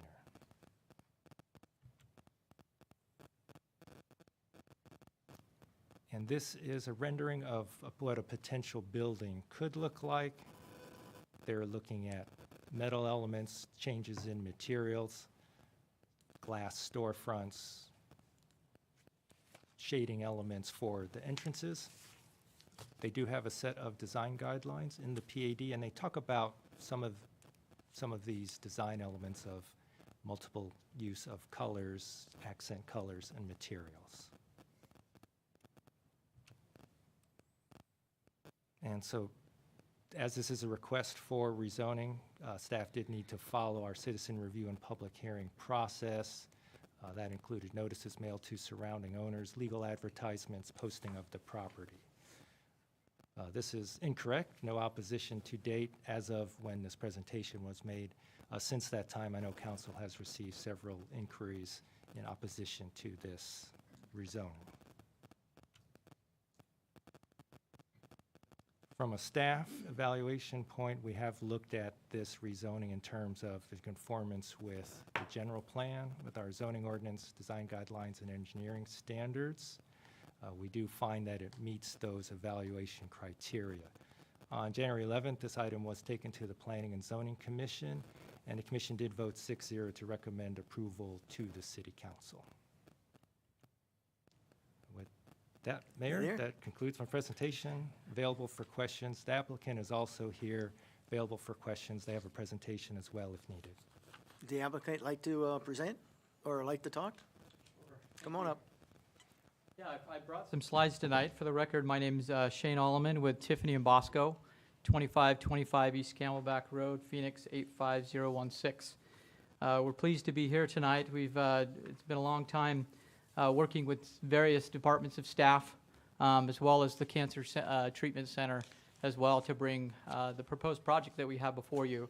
So I do have some slides that I would like to go through to kind of give some context. And I know we've talked a lot about the CTCA area and the proposed uses and the history, so I won't touch on those very much. But if we could go to the next slide, I do have with me tonight Jason Nunley and Mike Gilbert with Urban Logistics Realty. And so just to give a little introduction, they exclusively focus on urban development throughout the Southwest United States. They're developing or have developed 6.8 million square feet of multi-building neighborhood service center focusing on corporate business and employment campus uses. So that's what we've brought to you tonight. One of the things that ULR really prides themselves on is whenever they go into an area within any city, it's looking around at the context and looking around to see what is there to make sure that the proposed use and the layout that they have is fitting within the context of what's going on around. So if we go to the next slide, I know we all know this, but right next to us to the east is CTCA. So it was very important, not only with working with city staff, but having that discussion because they were going to be our nearest and closest neighbor. And so it was very important with any proposed use or layout that we did that we discussed it with them, which we did. They provided a support letter, which I believe might be in your packet. But specifically, they did address urban logistics layout and said that they had no issues with the proposed plan. We did give them our use list to propose what uses that we were having within there, and they signed off on those, had no issues whatsoever. And in fact, we've had several other discussions with CTCA in opportunities to synergize with potential medical research users or medical users that could fit very well into the layout and the proposed project that we have. So we're really excited about those continued discussions with CTCA and moving forward with them, and hopefully we can be able to utilize uses that will be supportive of their efforts and what they have going on in the area. If we go to the next slide, it kind of shows a closer up vision. You can see on Celebrate Life Way, it has been developed and improved along there, as well as 143rd and Bullard. As Steve mentioned, we do have some enhanced Bullard standards that we do have to comply with, which I'll show you here in a little bit.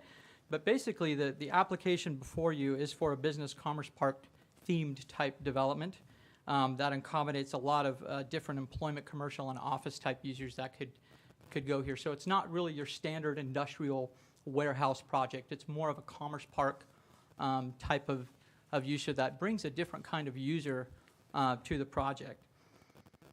We are utilizing the C2 development standards, so you get some more enhanced architectural as well as aesthetic landscaping standards. We've added to that with the Oasis Park, which I'll show you here in a little bit.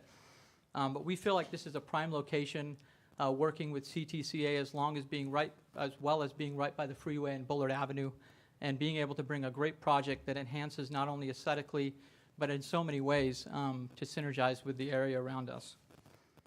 So I know it's already been mentioned on the next slide. As you know, we are a business commerce park land use, and in fact, the preliminary, if you can go to the next slide, shows the preliminary airport gateway PAD. And I think this is really important because this started the vision for what was going to happen, or what CTCA wanted to see happen in this area. And you can see on our property that we were a business park parcel. So from the preliminary PAD, the business park parcel was described as including offices and flex office spaces that will allow light manufacturing, warehousing, and other typical commerce park uses. So we knew we weren't going to be able to do a standard industrial, but we had to work within those confines and with the city to be able to bring this commerce park office type themed use, which we believe that we've done. They had a list of allowed uses. You can see it's kind of small up at the top right of the slide.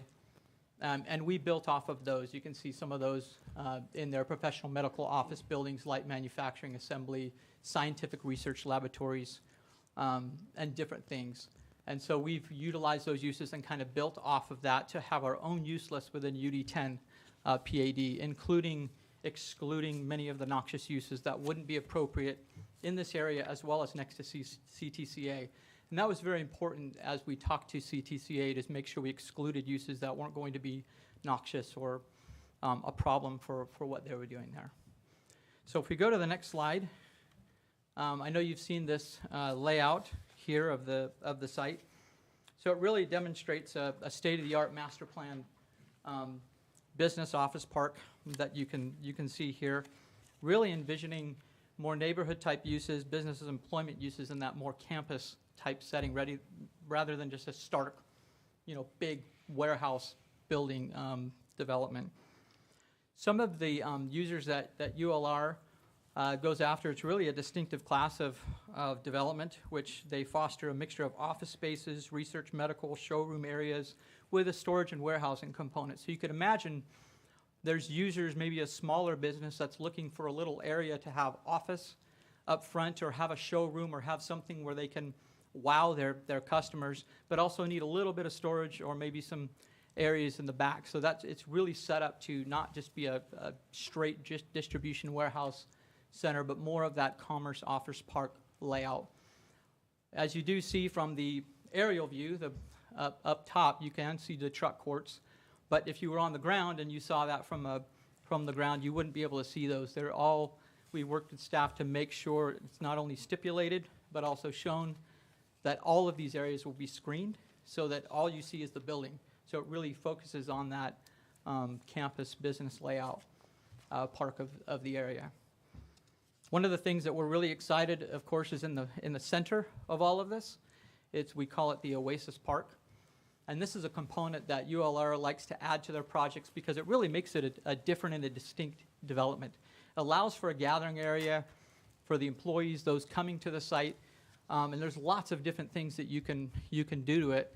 And we've just shown you kind of what we're showing you, and stipulating the 2.5 acres of the site. But there's a lot of exciting things that ULR can do to make this a more attractive place for employees and employers that are coming to the site. If we go to the next slide, You can see the connectivity. This was a very important aspect as we worked with staff in making sure that it was integrated with the open space and all of the areas, so that not only being able to relax in the center areas, but if they have a break, if they want to walk around and have connectivity to all of the areas, that's available too. So we worked on having a connective trail system, primary and secondary trails, throughout the project. And so we're really excited about that being a important component to all of this.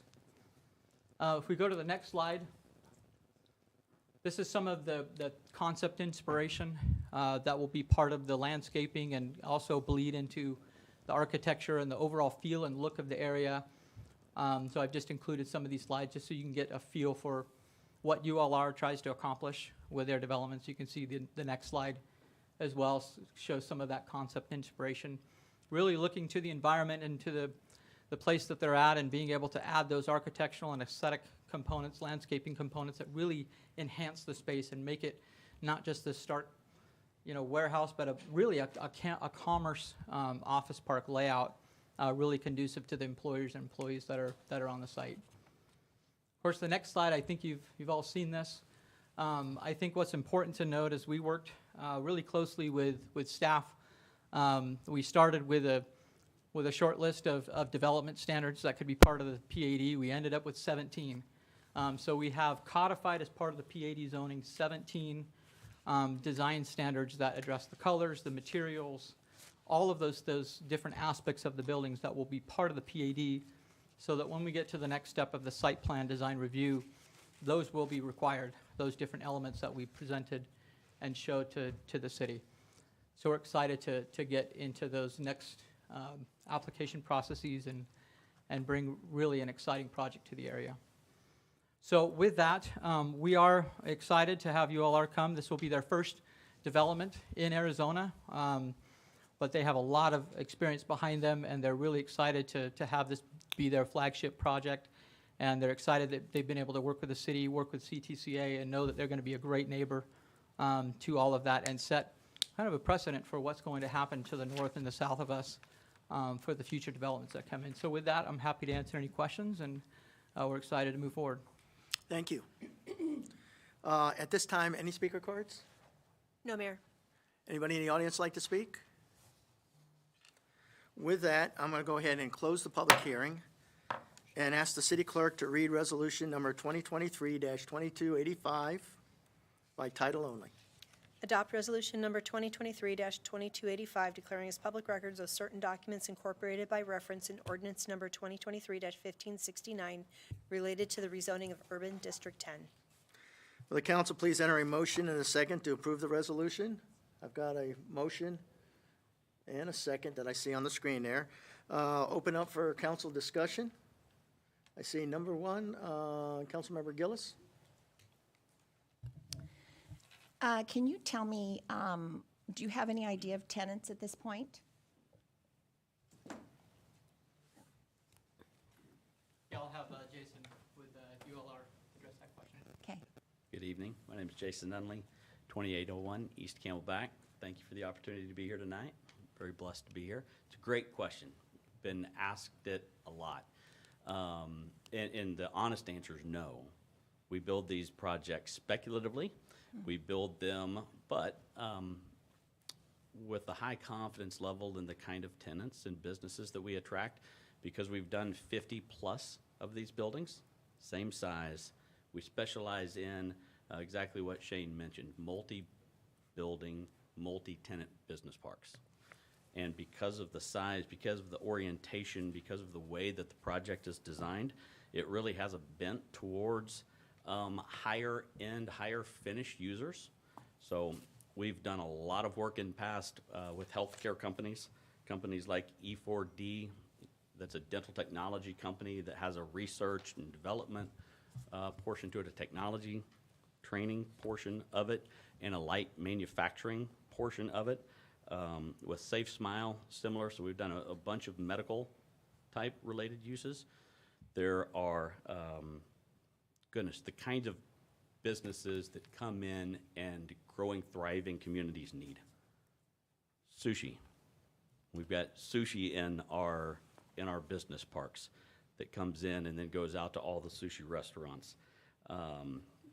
Pinpoint marketing, so marketing firms that are in the area. R&D and training, big user for us. Lexus, Toyota, HelloFresh, another food type user.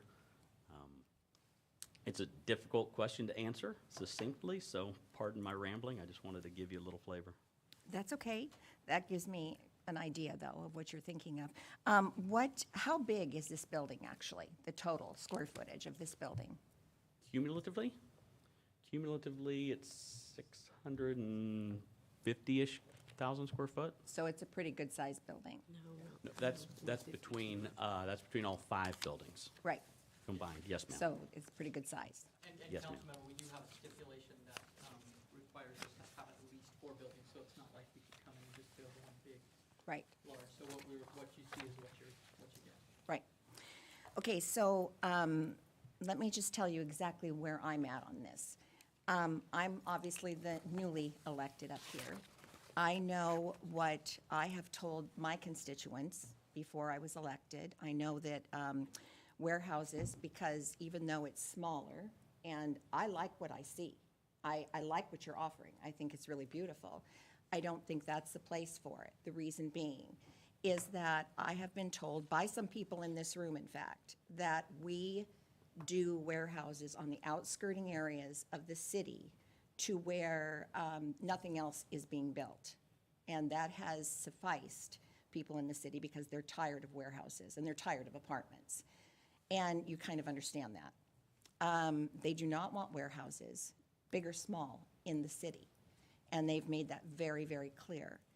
And I had to come and ask, obviously I didn't know, so I had to come and ask for that and why we do what we do. And I have told them that I will abide by that because, that's what we told them. And I think there are some things, because I might not always agree with the apartment things, but I think we can agree to disagree, but I'm going to hold firm on this for my constituents because I am newly elected. And that is something that's really important to them, is to have no warehouses in the city areas. So to me, looking at that right from off the I-10, and I did walk it the other day, I walked the property, so I know exactly where you're going to do it. In seeing these slides, I really, really like what you have to offer, but I would like to see it somewhere else. And so I would be a hard no on that, I'm sorry. Councilmember Stipp? You Oops, appreciate go ahead. that, real quick, if I can make a comment. Yeah, I appreciate that, and we did hear that from the beginning, Councilmember, and that's one of the things that we went back and forth, lots of discussions with the city, and that's why we presented the project the way that we have. Typically, when people say warehouse or industrial warehouses, it is a bigger type of big box, big building that's sitting on there that really is only catering to distribution warehouse trucks coming in and out all day. You don't screen your docks. You have it has to be set up a very certain way where it's just docks on one side and just warehouse on the other. And so we were very careful with that and with the discussions. And we feel like we aren't presenting an industrial warehouse. We feel like it's more of a commerce park layout. And the city of Phoenix, to mention others, and there's others, they've noticed that, hey, we just don't want the big boxes, and so we want something different that is more conducive to these types of different users that we bring to it. Because typically an industrial warehouse is, you have 1 or 2 big users that come in, and really the layout for this is more of that commerce park. So it allows for those smaller businesses that need a little bit of warehouse space. There's businesses that need that. I grew up with my dad being a contractor, and he had a very successful business, and he had to have a space where he could bring clients in and show off what he was doing, but he also had a little space in the back to be able to store those components. So I would just challenge it just a little bit to kind of look at it just a little bit differently than just industrial warehouses, which we do hear from your constituents of not wanting, and this being just something different. It's not really a industrial warehouse. It's more sliding towards, if you want to have a sliding scale of office park type of layout. And that's really what we've tried to work with staff to bring, and we feel like it's different than, what we hear from your constituents. It is different, there's no question. And my grandfather was a builder, so I do understand where you're coming from. And like I said, I love what I saw. I just don't love where it is. And I can tell you, still has the roll-up doors in the back, and it still has the trucks coming in and out. It's going to be a warehouse to them. Trust me when I tell you this. So that's a warehouse. Yeah, we appreciate that. But I do like what I saw, just somewhere else. Yeah, we appreciate that. Thank you. Councilmember Stipp? Thanks. Steve, do you have in your presentation the satellite view of that area? I think you did. I hate to call it satellite, but This one? the aerial. Thanks. Yeah, that one.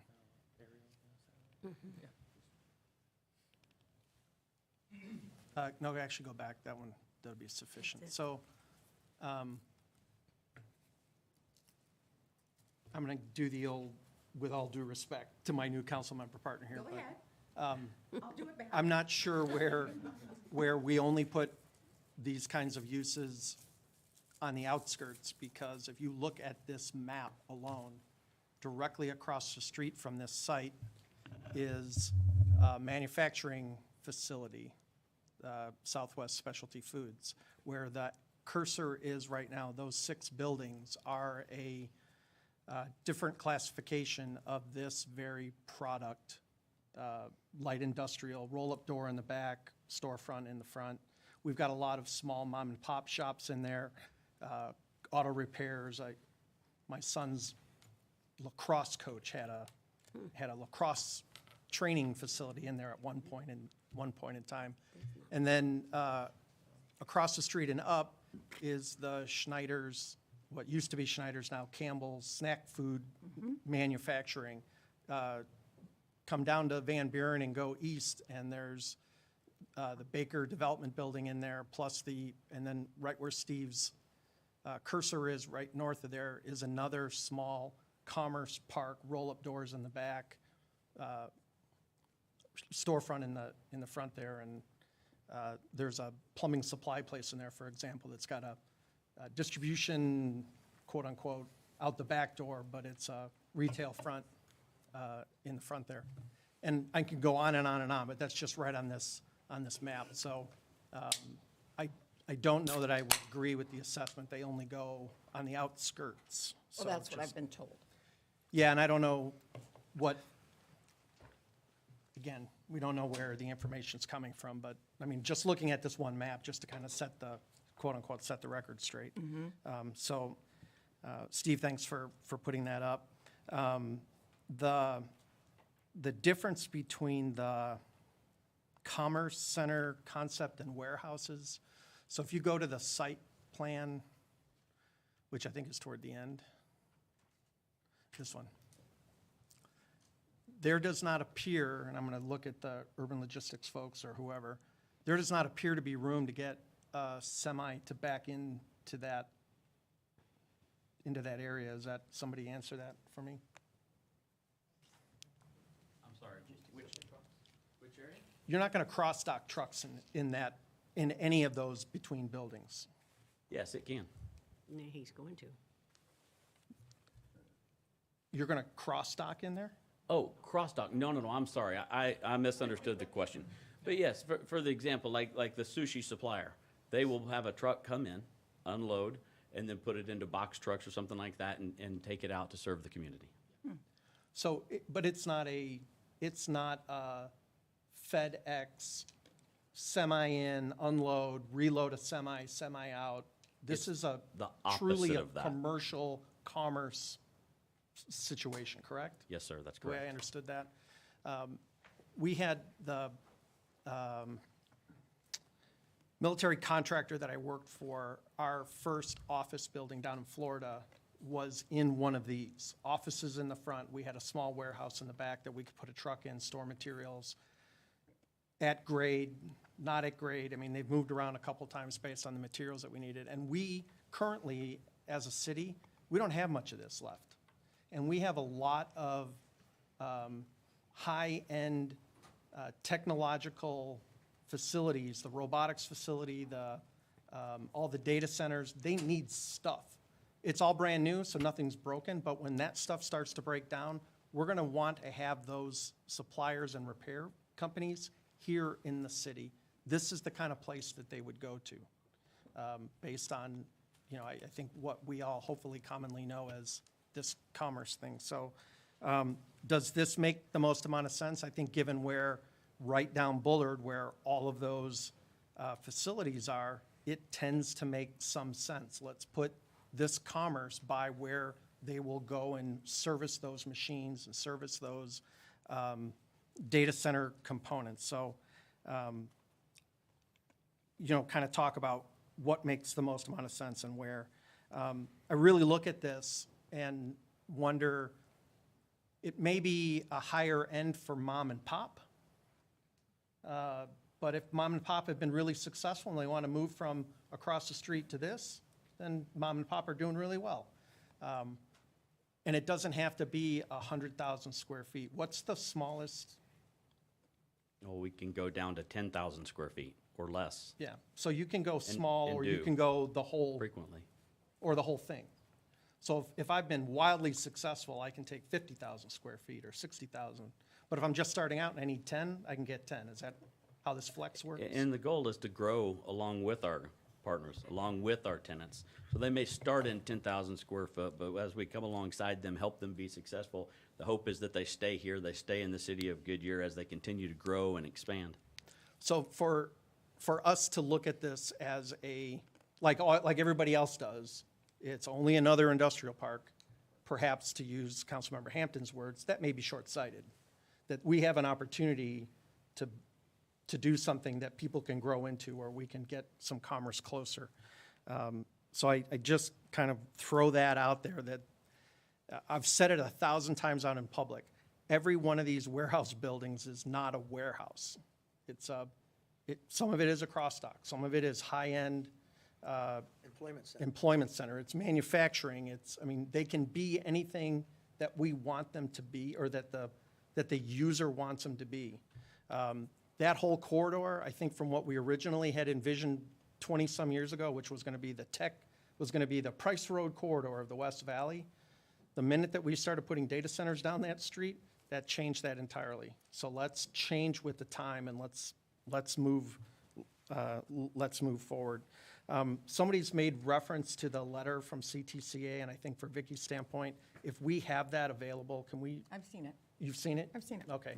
So I think initially our concern was, and it was referenced earlier, back in August, we had a meeting and then we canceled it and whatnot.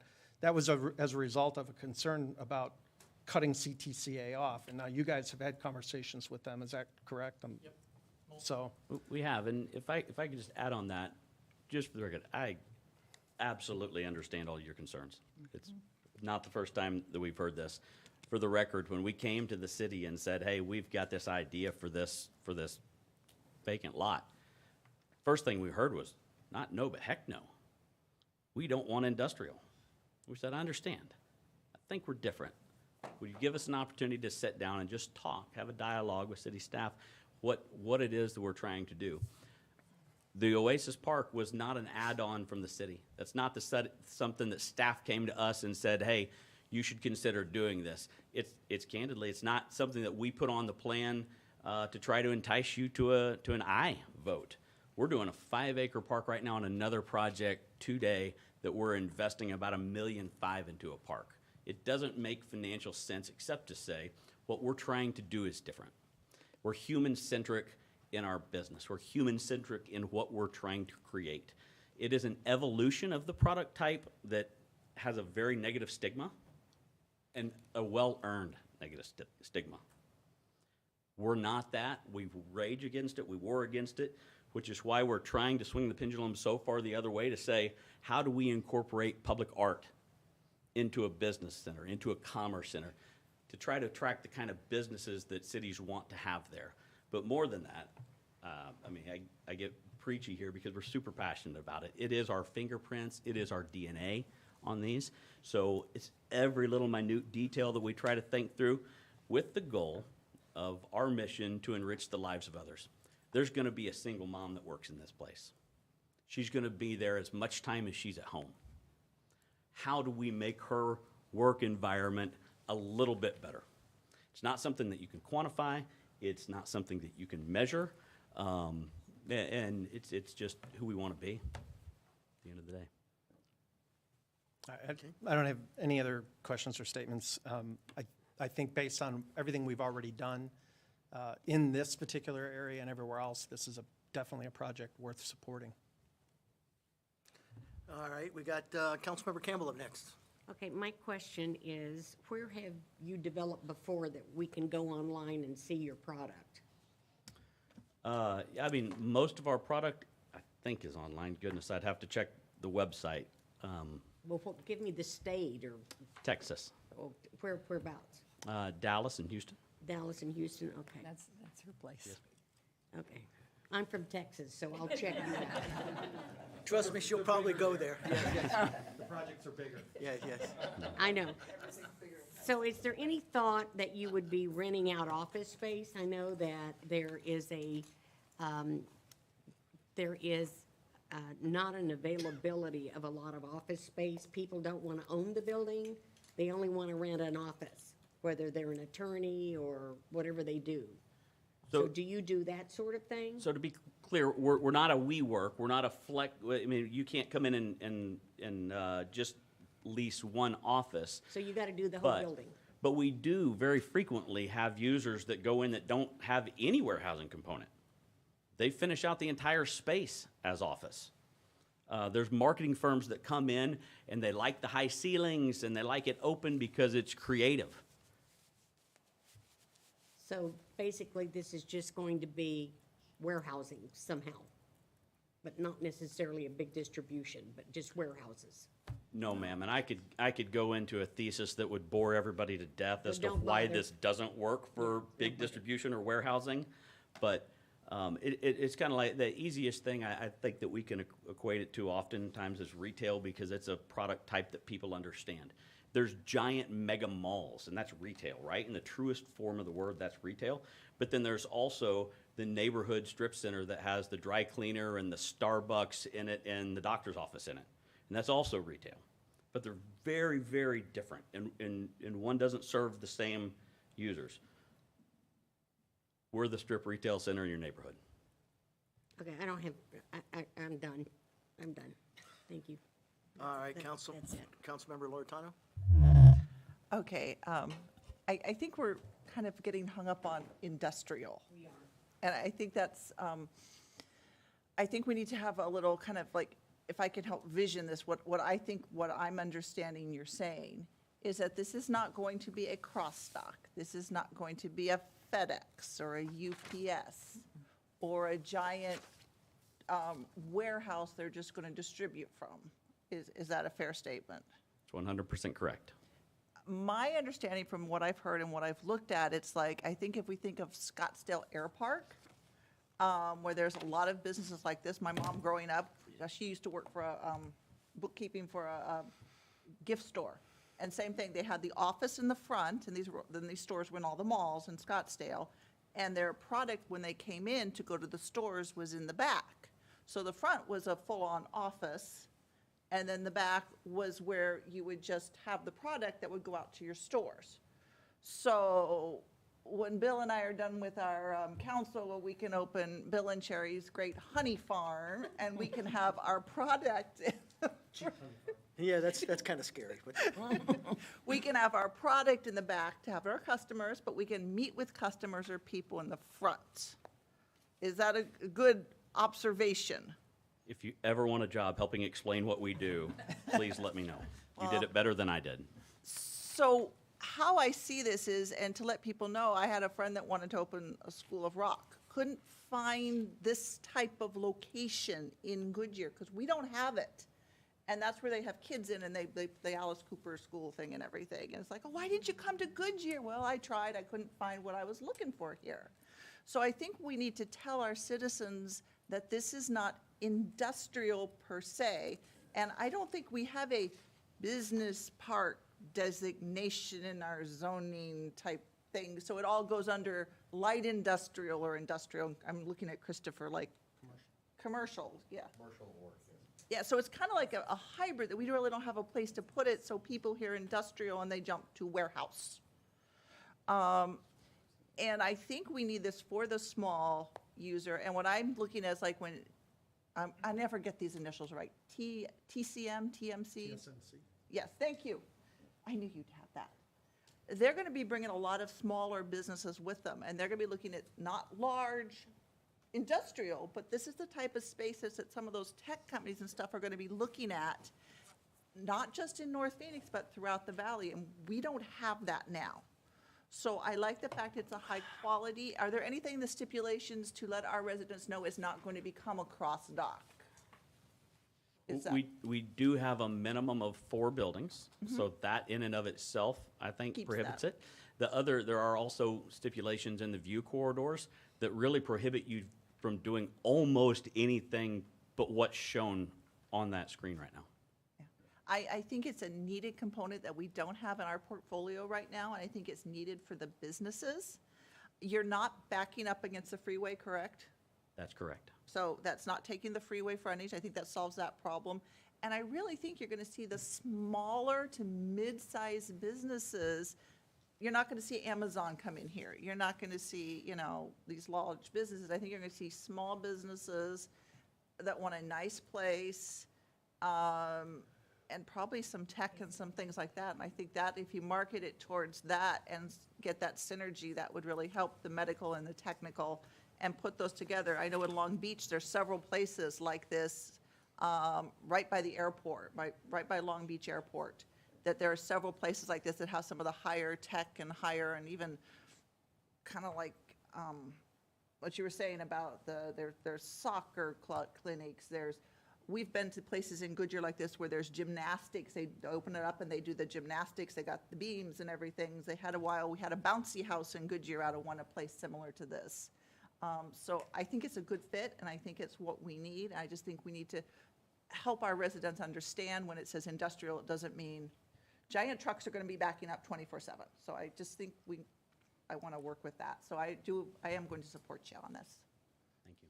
Yeah, if I may make a comment. So Councilmember Loretano, I really appreciate that. And that's exactly what we struggled with as we started this whole discussion with the city. And that's really why we have C2 standards. We're following the C2 standards, because if we wanted to do a traditional cross-dock industrial type development, we would have been coming and asking for I-1 or I-2 or something like that. But it's really more conducive to that C2. And to also answer Councilmember Campbell's question, the use list does allow for professional type office uses, so architects, marketing firms, design firms, things like that. So, that is actually absolutely a user that could come here to utilize the building for professional office uses as well. We good? Vice Mayor, you're up. Okay. Well, thank you for going over and over the differentiation between warehouses and what you have envisioned here, because that certainly has been the crux of the emails that we've received this week, the feedback that we're receiving. And somebody said this is going to be a multi-tenant facility. And I see it as a business hub. There is another business park across the street that Councilmember Stipp referred to, and in that is a variety of businesses. There are franchises. A church got its start there. There's gym, there's medical, there's retail, dance, just a lot of small businesses. And when they have vacancies, they turn over really quickly because the fact that there is not that much space. And we also have constituents who are moving here from other parts of the country who have had very successful businesses, and they live in Goodyear and they want to have a business in Goodyear, but there is very limited space. And so I think this product, especially because it has been upscaled and will provide opportunity for our local entrepreneurs or people who are ready to move up, or maybe who have had businesses somewhere else, to come here and be able to launch a business. So I think that you have worked really hard with us. to make this a good product. The park, I believe there was going to be a public art piece in there perhaps as well. Is a nice amenity. It wasn't certainly not required, but it's nice. It makes for a bicycle ride over, or, you know, Instagram-worthy photos and things like that. And so I think you've done something with the nice storefront appearance. It's going to definitely be an asset, and I will support this. Council member, let's see, next one up, Hampton. Thank you. So originally I was supportive of this project, but then looking at the totality of the area, I had to rethink where I was going with it. I do wish that it had come after what's going to go north and south of this, but I really think it's going to set a precedent for this area near the Cancer Treatment Centers of America, to where it will lend itself to more than what this is, which is large industrial or warehouse type things. I do think this type of thing is needed, and I think it's beautiful. I think they put a lot of work into it. I just don't think here next to the Cancer Treatment Centers of America is the best spot for it. I just imagine being in the Cancer Treatment Centers of America, being in one of the rooms and listening to some of the noise or the backup trucks and things like that. Not to the level of a cross-dock facility, but still, there's going to be traffic throughout this building. So, I mean, and once again, when I look at Abrazo in that area or around there, I don't see something like this. I see other users that are north of the freeway. I feel that the south of the freeway should have just as nice of things as the north of the freeway should. And I feel that we're doing ourselves a disservice to have more industrial, especially in this particular area, which is very close to our last little strip of I-10, and also will just continue to be more of the same thing, or more of industrial, getting closer and closer to our prime I-10 frontage road facilities. And to Councilmember Gillis's point is that we did tell our residents that, and we justify it by saying that industrial, light industrial, those kind of uses go along the 303 corridor, and they go along the airport. They don't necessarily go next to one of our premier hospitals in the city that we hope to grow, especially as it's been now with the City of Hope. And I know that the city or the director there feels that this might be a good use, but it'll be interesting to see what that will look like in the future for him as well. I'm just really nervous that this is going to, with the start of this, that will turn into more of a Tolleson type area. And if we want to go and be like Tolleson, I'm sure we can get some people over here to teach us how to be more like Tolleson. But I think I'd like to see something that's a little better use for this general area over here. And then also, I guess fourth, and I know how this is going to go here, how the votes might go, but still, I had a resident that told me that their email was forwarded over to one of the attorneys for this project, and then they were told that they didn't write the letter and things like that. So I was a little disappointed that one of our council members would send that email over to another person, to the attorney. It makes it look like they're maybe working with that attorney. So, but either way, I just think this isn't the right exact place for that use. I do think it's beautiful if it does pass. I mean, it's probably the best type of small warehouse or small light industrial that can be there, but I'm going to vote no on this, so thank you. Back to Councilmember Gillis. Well, with all due respect, and I say that lovingly. Yeah, I'm going to get my point in. And so here's the deal. I get what Sherry said. I get what Bill said. I agree with you. I actually agree with the whole thing. I think it's beautiful. I told you that. I just would like to see it someplace else. It wasn't even 2 months ago that I was telling people what I was telling them.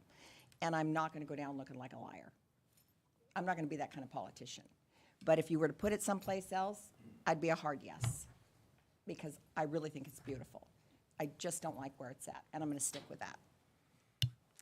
Councilmember Stipp, you're good? All right, I'll close it up. The first place when it comes to this, I don't see it as a warehouse. I'm sorry. Maybe I'm missing something here. I see it as a business park. In fact, what I would love for you to do to help the Cancer Treatment Center out, and I think you had heard earlier that my wife's a patient there, so one things that they do need is some delis or things along those lines that they can walk to other than what you have there for their candy.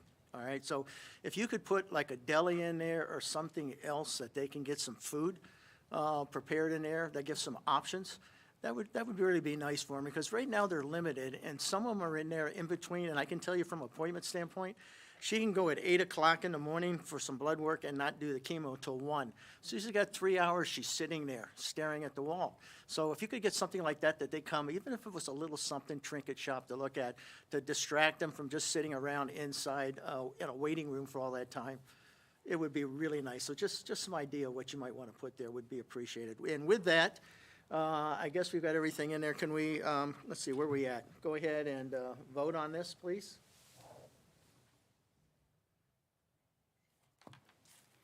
Passes 4-3. Thank you. With that, how about, oh, wait a minute, did I miss something here? Oh, I'm sorry. Please, well, you did the resolution, all right. Sorry. We got that done there. Can you go ahead and read the ordinance, please? Adopt ordinance number 2023-1569, conditionally rezoning approximately 43.93 acres of property located at the northeast corner of Bullard Avenue and Celebrate Life Way to be known as Urban District 10 from the preliminary planned area development zoning district to the final planned area development zoning district, amending the zoning map of the city of Goodyear, providing for non-abridgment, providing for corrections, providing for severability, providing for an effective date, providing for penalties, and directing the city clerk to record a copy of this ordinance. Can I get a motion and a second? I've got that on the board there. Let's see, anybody request to speak? I guess we've already gotten that out of the way. Any discussion, further discussion? With that, can you open it up for voting?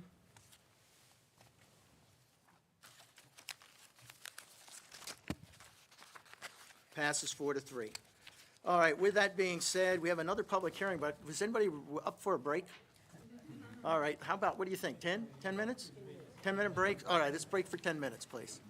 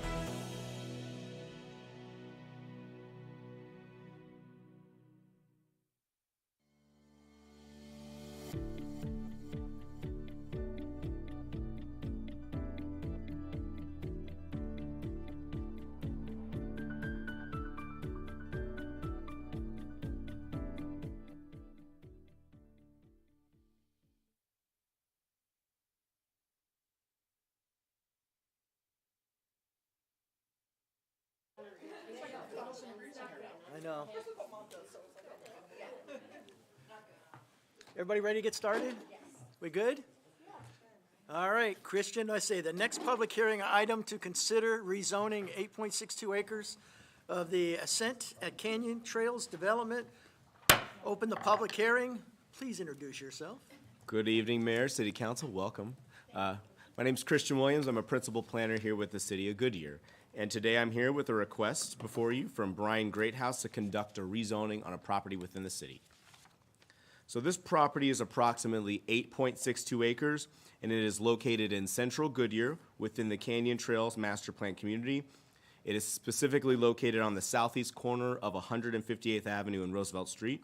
So that is northwest of Estrella Parkway and Van Buren Street, near Saddle Mountain Brewery and Walmart.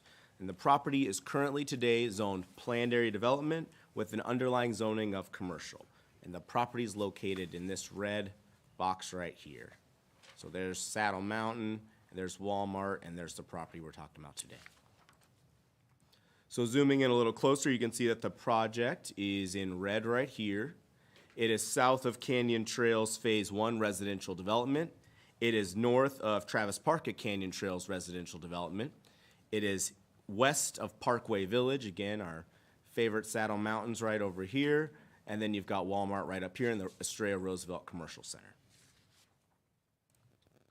So for a little bit of zoning history on this property, in 1999, which is that map you see in the middle, this property was actually zoned townhomes. So it was PAD, and it was a 10-acre property with an underlying zoning of townhomes.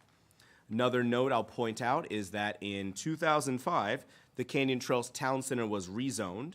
It used to be 22 acres of commercial, and that was, it was 22 acres of commercial, as well as multifamily, townhomes, court homes, and single-family homes. That was all rezoned to 91 acres of commercial for the Canyon Trails Town Center today.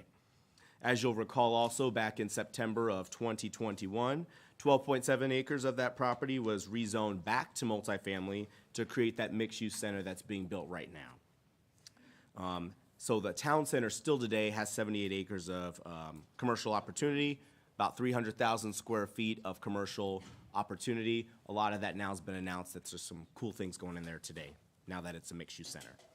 In 2011, this property in particular was amended into the Canyon Trails Phase 1 PAD, and that's when that property that we're talking about today went from townhomes to commercial. So many of you have asked about, how much commercial's left and available in Canyon Trails. So if you exclude the 19 acres of commercial property that ADOT has consumed for the Loop 303 and I-10, there was originally 146 acres of commercial planned in Canyon Trails. After the expansion of the town center and also the conversion of this property from townhomes to commercial, we landed on 247 acres. And now, if this rezone is approved, we would go to 166 acres of commercial, which is 20 acres more of commercial than were originally envisioned in Canyon Trails with all of the maneuvers in the zonings. So again, that's your quick zoning history, and here's where we are today. The property we're referring to is right here.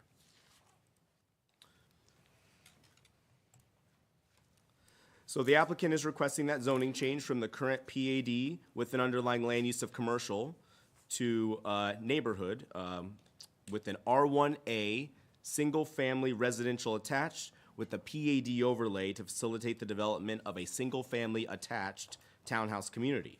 The use of the PAD overlay on this zoning is requested because the current development standards of R1A don't contemplate an alley-loaded product that faces onto a green court or and also surrounded by like a community center in the middle. So as a note, the renderings on this slide that you see and the layout you see are not final. If the zoning is approved today by council, it will go to the preliminary plat process, then the final plat process, and ultimately they'll go through the residential design review process or the site plan process, which is the administrative process of this step. But on this plan, you'll see on the right, that's a conceptual lot layout of how they would lay out this community with that central amenity. You have some elevations of some townhomes, so they're all single family, platted, but multiple attached. You've got your side view with a wraparound porch, and then this would be the alley. So I'll highlight a few of the components of the zoning. If you have any additional questions, don't hesitate to ask. So starting with the design standards, typical R1A is for garage-forward homes. This development proposes options for an alley-loaded garage with units having front doors and patio spaces facing forward. And this is why they're proposing that narrower lot, but adding additional amenities throughout the community. The site will have a clubhouse and fitness center, as well as a pool for use of all the residents, as well as a separate tot lot area. That's all contemplated in the zoning. And the developer will attempt to provide a direct connection between their development and the adjacent commercial center, which contains Saddle Mountain and the yogurt place and the frozen ice place. They're gonna try to make a connection there. They'll have to work with the developer of that commercial property to do so. The units, again, all intend to be alley loaded with the garages in the alleys and the fronts of those homes either facing a roadway or a green space. The PAD overlay calls out conditions for building diversity, accent colors, and ensuring that the development has some sense of curb appeal. Additionally, they are proposing off-street or on-street parking within this development. Specifically, in a single-family development, you are only required to have 2 covered spaces per residential building, or residential unit. This development is proposing 2.5 spaces with the assurances that a minimum of 0.5 spaces would be allocated for guests. There's restrictions in here that would ensure that you can't have one vehicle in your garage and park the second one on the extra guest spaces because you got a little lazy and filled your garage with stuff. There's provisions on that, on how a POA or an HOA would manage that. Additionally, there are protections for setbacks to the single family to the south. So this actually, I would argue, goes above and beyond our typical zoning. They contemplate that there will be a minimum of a 10-foot landscape setback adjacent to the Travis Park community to the south.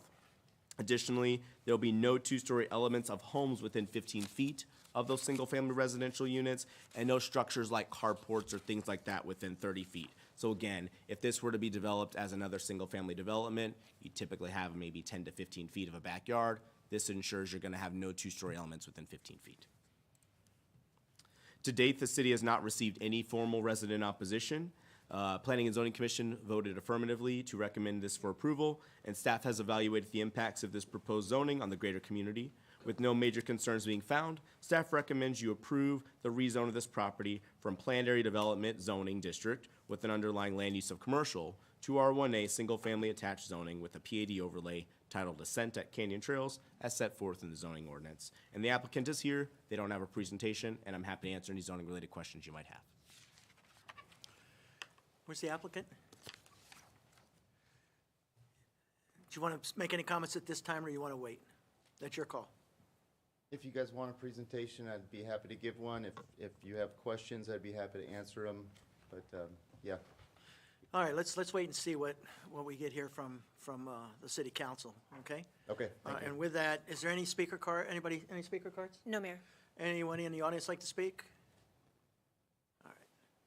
With that, I'm going to close the public hearing. Will the city clerk please read the resolution number 2023-2282 by title only? Adopt resolution number 2023-2282 declaring as public records of certain documents incorporated by reference in ordinance 2023-1566 related to the rezoning case for Ascent at Canyon Trails. Looking for a motion and a second. It looks like I have it. Open for council discussion. Looks like Councilmember Campbell's up first. Go ahead. Okay, I have a question for you, Christian, sorry. When you say alley, are you referring to the inside? Is that the alley, not the street? No, when I'm referring to alleys, so just to kind of orient you, they have internal streets that could be private streets, but they function more like a street. Mhm. Off of those, you'll have stubs that operate like alleys. Got So it. the Oh, I got garages it. will Okay. face those internal alleys, and then they have a nice street that goes through it that has those nice porches and things like that facing them. Okay, and I want to be sure that the top lot has shade coverings. You got it. And that's it, thank you. You're welcome. Councilmember Hampton? Yeah, thank you. Yeah, I think it's a good project. I live right over here too, and then my day job office is right over here as well. I had a question on the entrances. I see one main entrance, it looks like off 158th. Is the other one, did you say it was a right in, right out, or is it a general full in and exit off of Roosevelt? This hasn't been platted, but once we do the actual platting, we can determine that. It just depends on how they orient that. Okay, and and the then spacing. another question, did you mention you're gonna try to work with the development, the plaza next door to see about, you say about opening a pathway between the two there? with that Yes, wall? there's actually, surprisingly, there's actually a gap in the wall right here down and there. a little drainage area.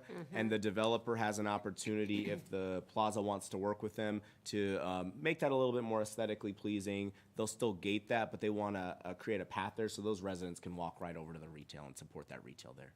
Okay, yeah, I'm trying to just place it there. That looks like is that near is that dirt right there? The one I'm looking at here. It's right. Is that near the 2-story with the statue out front? That is over here. So there's like a dirt lot here that's undeveloped pad. There's some parking down there. And there's like a little hidden little retention area there that they want to Yeah. really fix up if they have the opportunity to do that. Okay, and will there be a gate or will it just be a normal in and out entrance there? They would gate their development off, but their residents would then have access to go between the two projects. Okay, no, I think that's a good idea, and I just sometimes I find people that might not always should be there in that little drainage area back there, and there's been some other things back there, so I just want to make sure that it's good for everybody. So I think that's it. Yeah, I think it'll be it's very similar to, it reminds me of the one that's south, completely south of that. Belvarosa. Yeah. Yeah. So I think it'll be good. Definitely a good starter type home area. So, because it's not rental, it's all owner, right? You said. Zoning does not dictate rent or ownership, but what they will be doing is platting all these individually. That's what zoning will guarantee. Oh, okay. I just assumed that it was single-family townhouse style, court home type-ish style. It is, yes. Okay. Okay, thank you. I've just got a quick question for the developer or the owner. If these are sold, because one of our biggest challenges going right now is affordable housing, what do you think the starting prices of some of these might be? Any idea? We don't have an idea at this time. All right, I'm hoping that we can get them down at least a little bit, because right now, that's some of our biggest challenge right now is affordable housing. I know the governor's pursuing it, and I know our legislators at the state is looking at it as well. So just kind of keep that in mind as you kind of move forward. And it would be helpful to get some of the more people that can actually afford a home, so. Understandable. Thank you. Okay, with that, go ahead and open the voting. All in favor? Passes 7-0. Will the city clerk please read ordinance number 2023-1566 by title only? Adopt ordinance number 2023-1566, conditionally rezoning approximately 8.62 acres of property located at the southeast corner of Roosevelt Street and 158th Avenue to be known as Ascent to Canyon Trails, amending the zoning map of the city of Goodyear, providing for non-abridgment, providing for corrections, providing for severability, providing for an effective date, providing for penalties, and directing the city clerk to record a copy of this ordinance. Well, I already see a motion that the council, a first and a second for 2023-1566. Open for council discussion. Seeing none, go ahead and open the voting.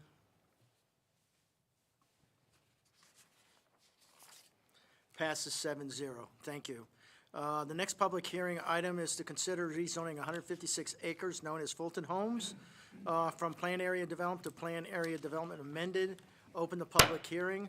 Back up, Christian. I'm still here. All right. All right, I'm here before you this evening with a request from Chris Webb to conduct a rezoning on a property in the city. That property is 156 acres. Property is located generally at the southeast corner of Yuma Road and Estrella Parkway. It's this upside down L shape here. And the property is currently zoned Fulton Homes at Ballpark Village, PAD. And I will go into some of the details of what that requested amendment is on the next slide. Actually, in 2 slides. Zooming in a little closer for y'all watching at home, it is just north and east of the existing Goodyear Ballpark and the city-owned property surrounding it. It is just east of Velux at Ballpark Village, which will propose a mix of residential. It is south of Ballpark Village North, which proposes multifamily and retail, as well as the Centera development. And it is just west of the city-owned Wash. All right. Property, for its context within Ballpark Village, it is this area outlined right here. So the greater Ballpark Village area, it is this property we're talking about here. All right. So the PAD proposes 3 real changes. So the developer, again, they're proposing a gated residential community that will have 4 housing types: the R50, the R52, the R35, and the lost my place. But what they are proposing is in the R45 lot. They would like to reduce the backyard setback. Currently, the backyard setback is at 20 feet. With the market changes, they're looking to introduce an additional 1-story product into this development. That is what's precipitating the change for this. They'd like to do 10-foot deep backyards on that one housing product, and that would be codified in the zoning only for single-story residential product. As a means to justify that change, they would like to add additional trail amenities that will ultimately be available to the public on the city trail. I'll show you what those look like here on the next slide. And they will also codify the minimum size of their amenity. They would codify the minimum square footage of that pool, or the surface square footage of that pool, to 7,000 square feet with the minimum deck area of 10,000 square feet. Again, since these homes have a less likelihood of having their own private pool, they wanted to codify a minimum size for that common amenity, which would be built in the first phase, located in that north park. On this slide, you will see a rendering of that pool that's located in the north amenity. There's that 7,000 square foot pool, 10,000 square foot pool deck, and then on the city-owned property that will be developed by this developer as the Bullard Wash Trail, they intend to build 2 shaded structures with seating that will have that Ballpark Village emblem.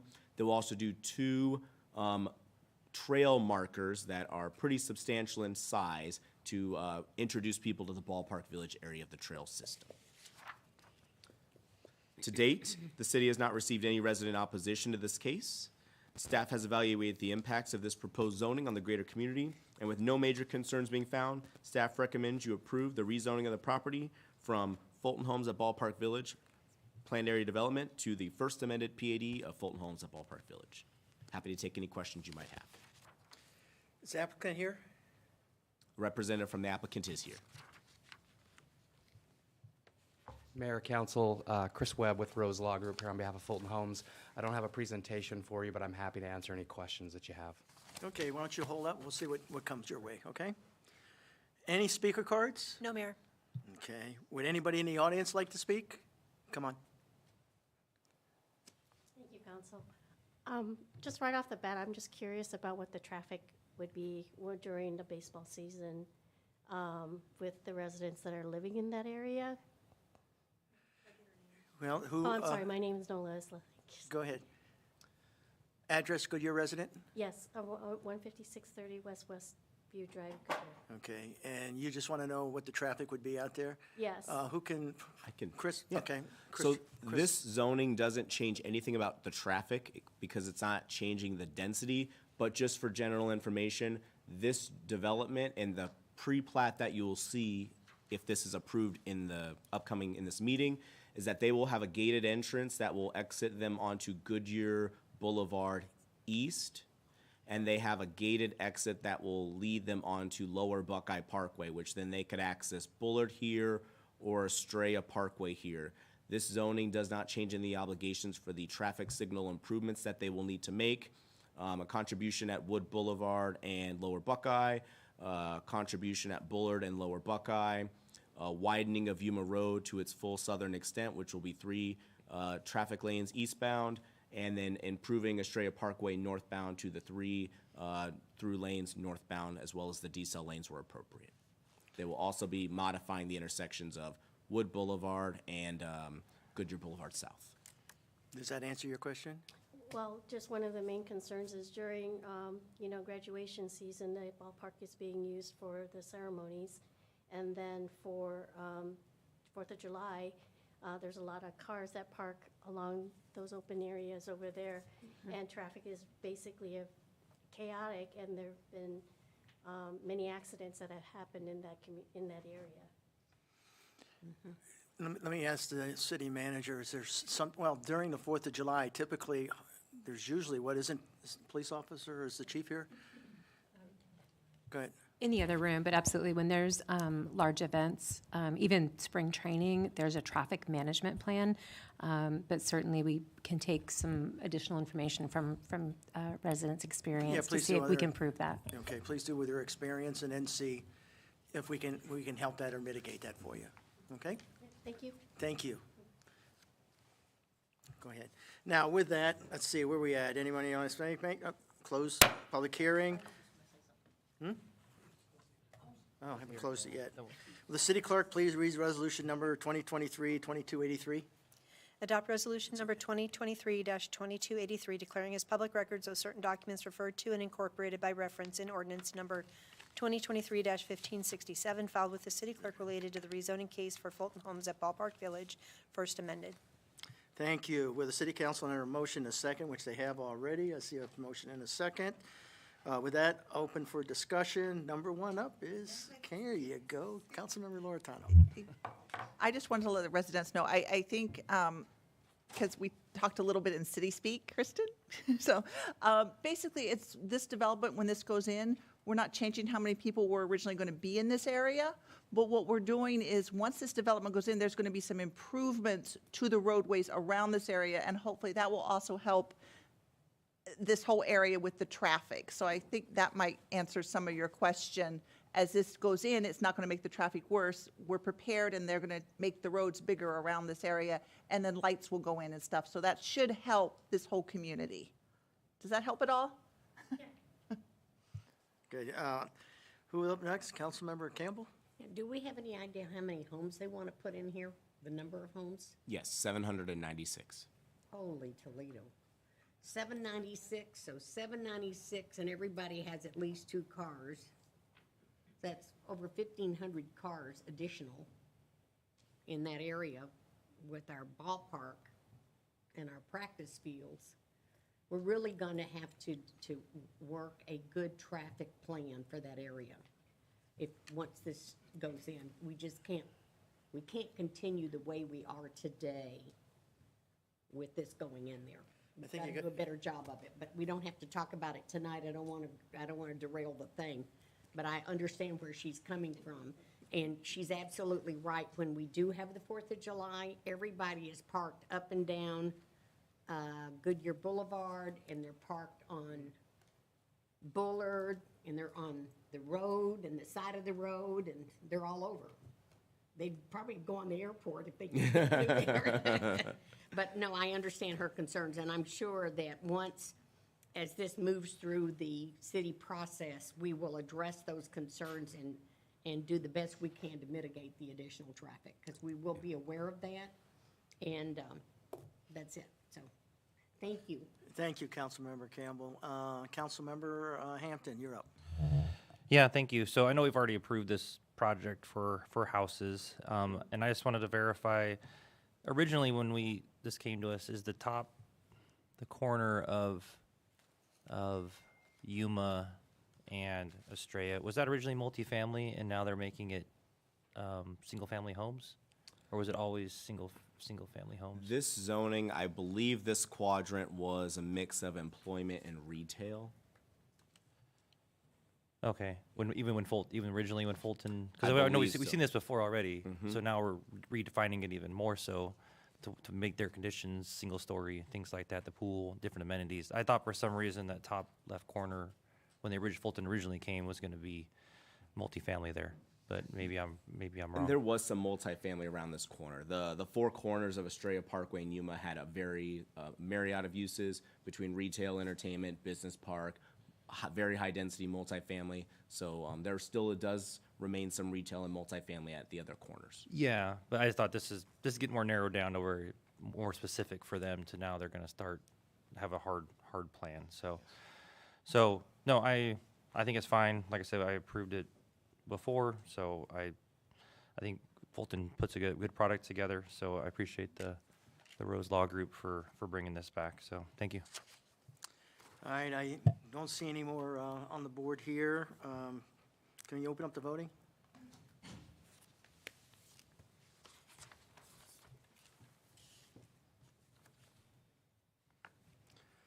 Motion carries 7-0. Will the city clerk please read ordinance number 2023-1567 by title only? Adopt ordinance number 2023-1567, conditionally rezoning approximately 156 acres of property located at the southeast corner of Estrella Parkway and Yuma Road to be known as Fulton Homes at Ballpark Village, amending the zoning map of the city of Goodyear, providing for non-abridgment, providing for corrections, providing for severability, providing for an effective date, providing for penalties, and directing the city clerk to record a copy of this ordinance. Thank you. Will the council please enter a motion and a second to adopt the ordinance? I see a motion and a second up there for 2023-1567. Open for council discussion. Seeing none, open the voting, please.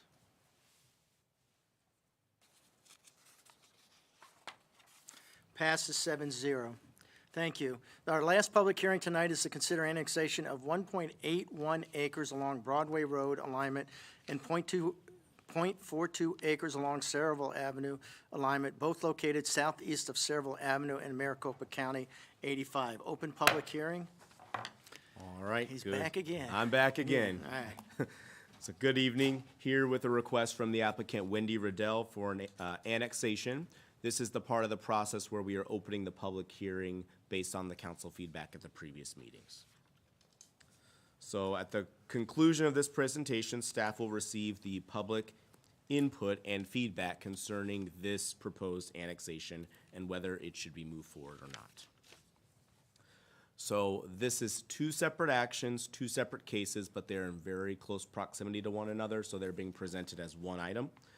So there are two properties. The first is 1.42 acres along the Saraville Avenue alignment between Maricopa County Highway 85 on the north, the future State Route 303 or State Route 30, Tres Rios Freeway on the south.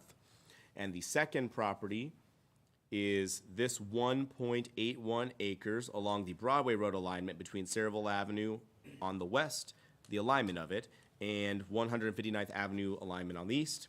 And if the annexations are ultimately approved by council, the owner would seek to rezone the property, and that would include all 45.16 acres of their property, and with these annexation pieces would create 47.39 acres of proposed industrial development. The owner owns the land that is just north of here, that is within the city. That owner owns all this land here south of the annexation, also within the city. So these two slivers remain outside of the city. Above are the council policy criteria. They discuss the ability to serve the property, the long-term desirability of the property, the likelihood that the property would, if developed, be zoned or developed outside of the city limits in the county. Both properties are generally located south and southeast of Saraville Avenue and MC 85. They're all owned by Endicott Properties, that's the owner. The owner also owns, again, the two properties north and south. Again, they seek to bring those combined 2.23 acres into the city limits, and if they are annexed into the city, they would come in with their county equivalent zoning. The current county equivalent zoning is Rural 43 or RU 43, so that city equivalent zoning would be the AU zoning of agricultural urban. Should they decide to rezone the property after that point, they would need to come back to y'all for a separate action. And when we talk about providing basic services, we examine the three major service areas on the screen. The property is intended to have access to Saraville Avenue, which will ultimately be developed within the city, and Saraville is the planned access point to the State Route 30 freeway from the Maricopa County Highway 85. The property is also located adjacent to an existing police beat, so if it was annexed in, would be incorporated into that police beat, and fire service would be provided from Station 184, approximately 2.3 miles away from here, or Station 181, approximately 5 miles away from here. Upon annexation, the property would also be served by the City of Goodyear per the Integrated Water Master Plan. With that overview, staff is seeking the public comment period to commence and the annexation of approximately 1.81 acres of property along Broadway Road alignment between Saraville Avenue on the west and 159th Avenue on the east, generally located Saraville and MC 85, and also that .42 acres located along the Saraville Avenue alignment, Maricopa County Highway 85 in Saraville, between SR 30 and MC 85. With that, council's seeking council's public hearing. Thank you. Is the applicant here? The applicant is not here. Okay. Any speaker cards?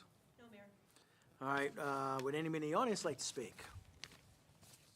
All right, seeing none, still can a council enter a motion and a second to approve the annexation of approximately 1.81 acres along Broad? Whoops, you're right.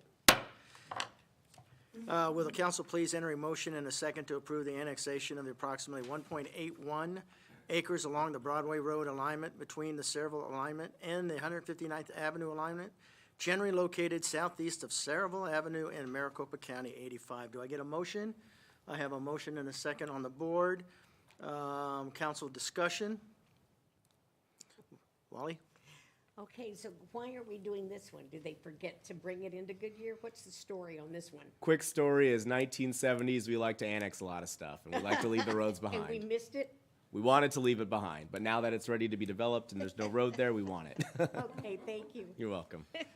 All right, we good? Seeing no more, open the voting.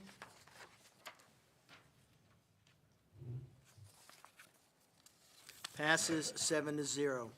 Will the council please enter a motion and a second to approve the annexation of approximately .42 acres of property along Saraville Avenue alignment between Maricopa County 85 and the future Arizona State Route 30 Tres Rios Freeway, generally located southeast of Saraville Avenue and Maricopa County 85. I see a motion and a second, so do. Request to speak item, please open. Seeing none, no further discussion. Go ahead and open the voting.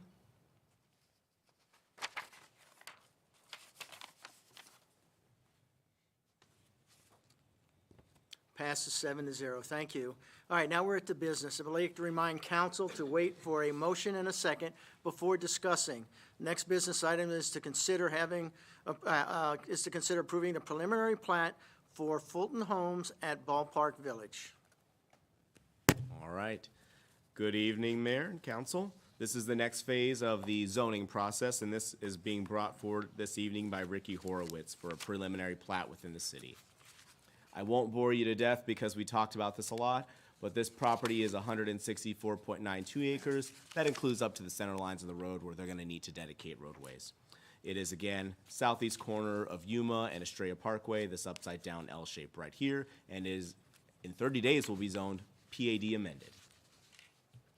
Again, zooming closer, it's just northeast of the ballpark and those developments I mentioned earlier today.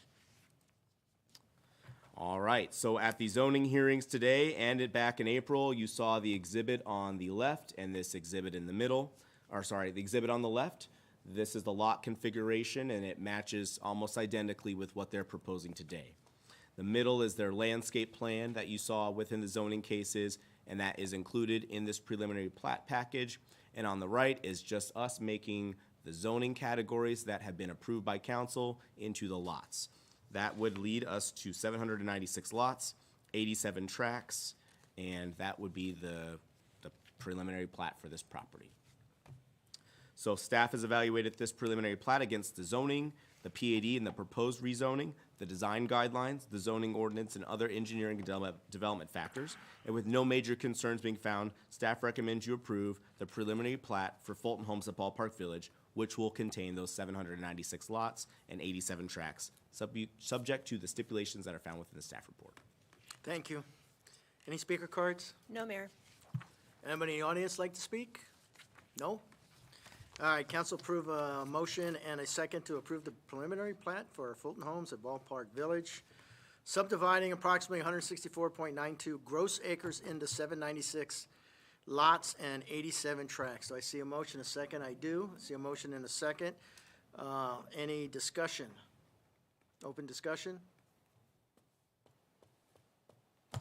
Seeing none, open the voting.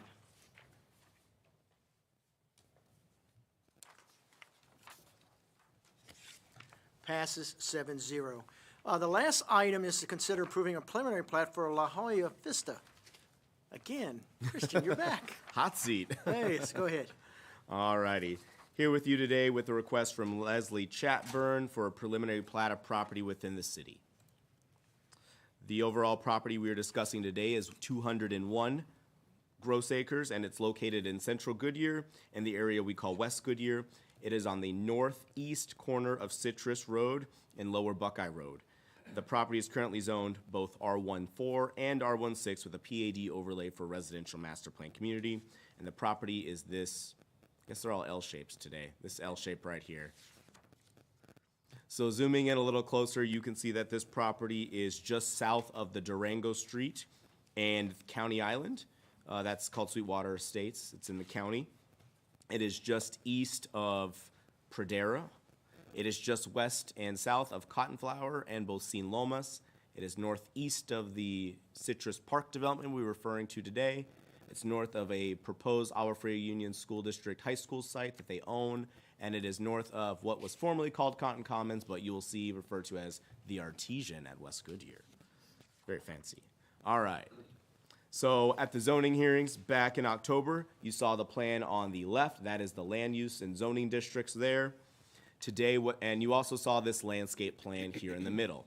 Today, what is being asked for is a pre-plat and landscaping for this property right here, nearly identical to what you saw proposed in the zoning. Staff has evaluated the preliminary plat against the zoning, PAD overlay, design guidelines, zoning ordinance, and other engineering and design development factors. And with no major concerns being found, staff recommends you approve the preliminary plat for La Jolla Vista, which will contain 736 lots and 59 tracts, including that school site, subject to the stipulations found in the staff report.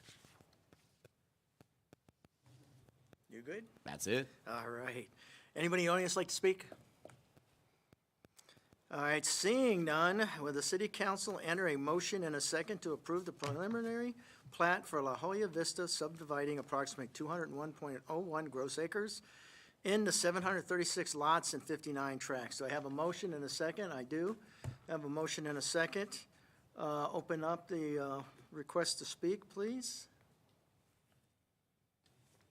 I see nothing. No for further discussion. Can we go ahead and open the voting?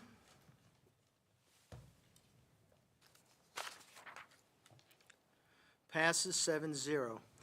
Well, don't forget, we have an executive session, so executive meeting, don't go anywhere after this. But anyway, does the council have any comments that you want to make?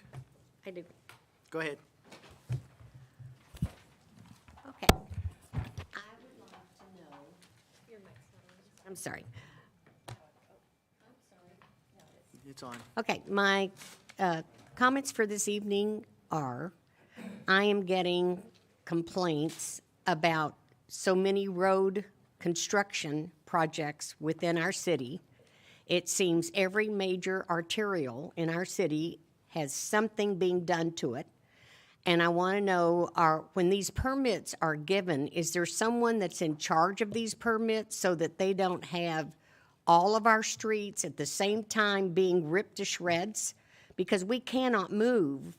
We can't get through this city very easily. And I've told folks that I'm not sure that we keep track of that, but I would hope that when we're ripping up Litchfield Road, we're not doing Bullard at the same time we're doing Pebble Creek Parkway and McDowell and Yuma, but it seems that's what we're doing. So I would like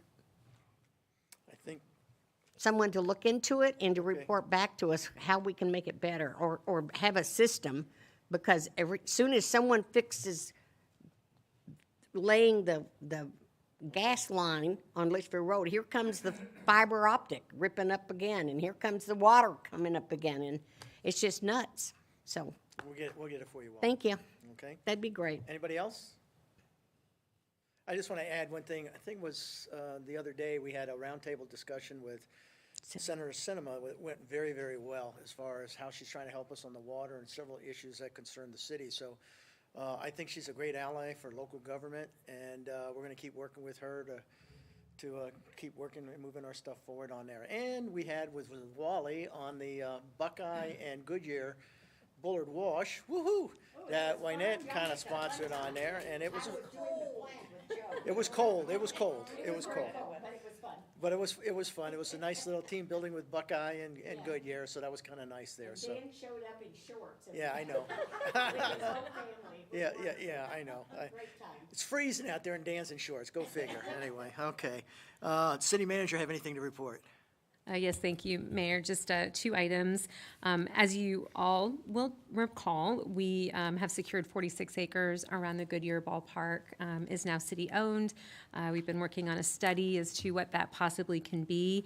There is a town hall that's going to be held at the Goodyear Recreation Campus tomorrow at 6 p.m., where we're seeking public input on potential concepts before that comes to council for your visioning.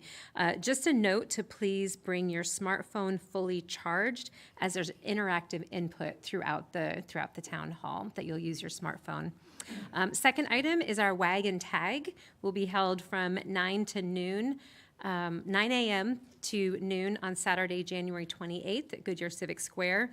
There's an agility course for pets, a canine obedience demo, a pet caricature artist, on-site pet vaccinations, arts and crafts for pets and their humans, and a pet fashion show.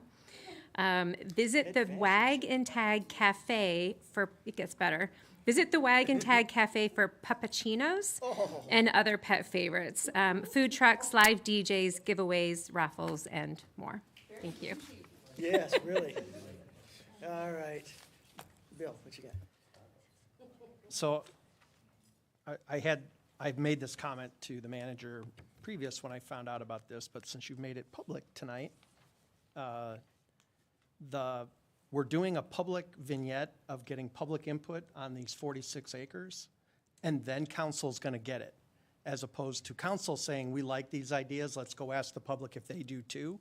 This seems a little reversed, because by the time we see it, if the public has said, yeah, we want a 20-acre lake, and we want all this there, we're gonna say this isn't practical, or this is, and I think we've been set up for failure in that situation. So I'd like to kind of find out what the theory was behind taking this to the public first and then coming to us instead of the other way around, which we've historically done.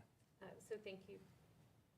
Thank you, Councilmember Stipp. This is the way we've done the Parks and Rec master plan, is where we had the consultants, the study, we got the public input, like the charrettes and going through. So certainly it's not the only way this could have been done. It was the method chosen for this event, but the feedback on whether or not this is the path forward for future visioning sessions we're certainly open to that. Go ahead. Okay, I have participated in almost every public opinion that they've had about the parks and this, that, and the other. And I can remember going when we were building the community park where the fire station is. And I had a list of things I wanted to see in the park. But the park was already pre-planned. So they didn't want to hear anything from the public. They just wanted to tell us what they were going to do. So when they were going to do a public, if you're going to open it to the public, we need to listen to them. Whether we follow what they want, that's one thing. But we really need to hear from them, because I kept saying, why don't we have an amphitheater? Why don't we have this? Why don't we have that? And we didn't get any of that. And we ended it up in the Bullard Wash that we couldn't use it because we couldn't park and get to it. So, I just think it's really important that we keep talking to our residents. And you're right, they might come out with, they want a Disneyland, and we'll just say, well, we got to do something else. Yeah, here's the And neighborhood then bite the carnival. bullet. This is far different. I just wanted to defend yeah, I'm not going to debate it. Okay, we're starting to get into a This is different than a discussion. park. Yeah, I know. All right, I think the attorney's telling us I know. right now. Yeah. Okay. All right, with that, next meeting of the city council retreat will be February 3rd at 1 p.m. and February 4th at 8:30. Yep. We're going to E-session, so don't Well, close I'm the going to meeting. do, I know. Oh, you have that That- gavel, and you look no. like you're getting ready. No. It's an anticipation. I'm trying, it's a mental thing. I want out, okay? Oh, gosh. Oh, Lord, please save me. Okay. So we have an item for discussion in executive session. A vote may be held to call an executive session for the following reasons: pursuant to ARS 38-431.03A34. Discussion, any consultation with the city attorney for legal advice to consider its position and instrument its attorney regarding the city's position regarding contracts that are subject of negotiation relating to Westcore Goodyear LLC development agreement and amendments. I'd like a motion and a second. I got a motion from Councilmember Stick, the second from the Vice Mayor. Open it up now. Any discussion? Well, I know, just motion, a second. See it. Clerk, open the voting.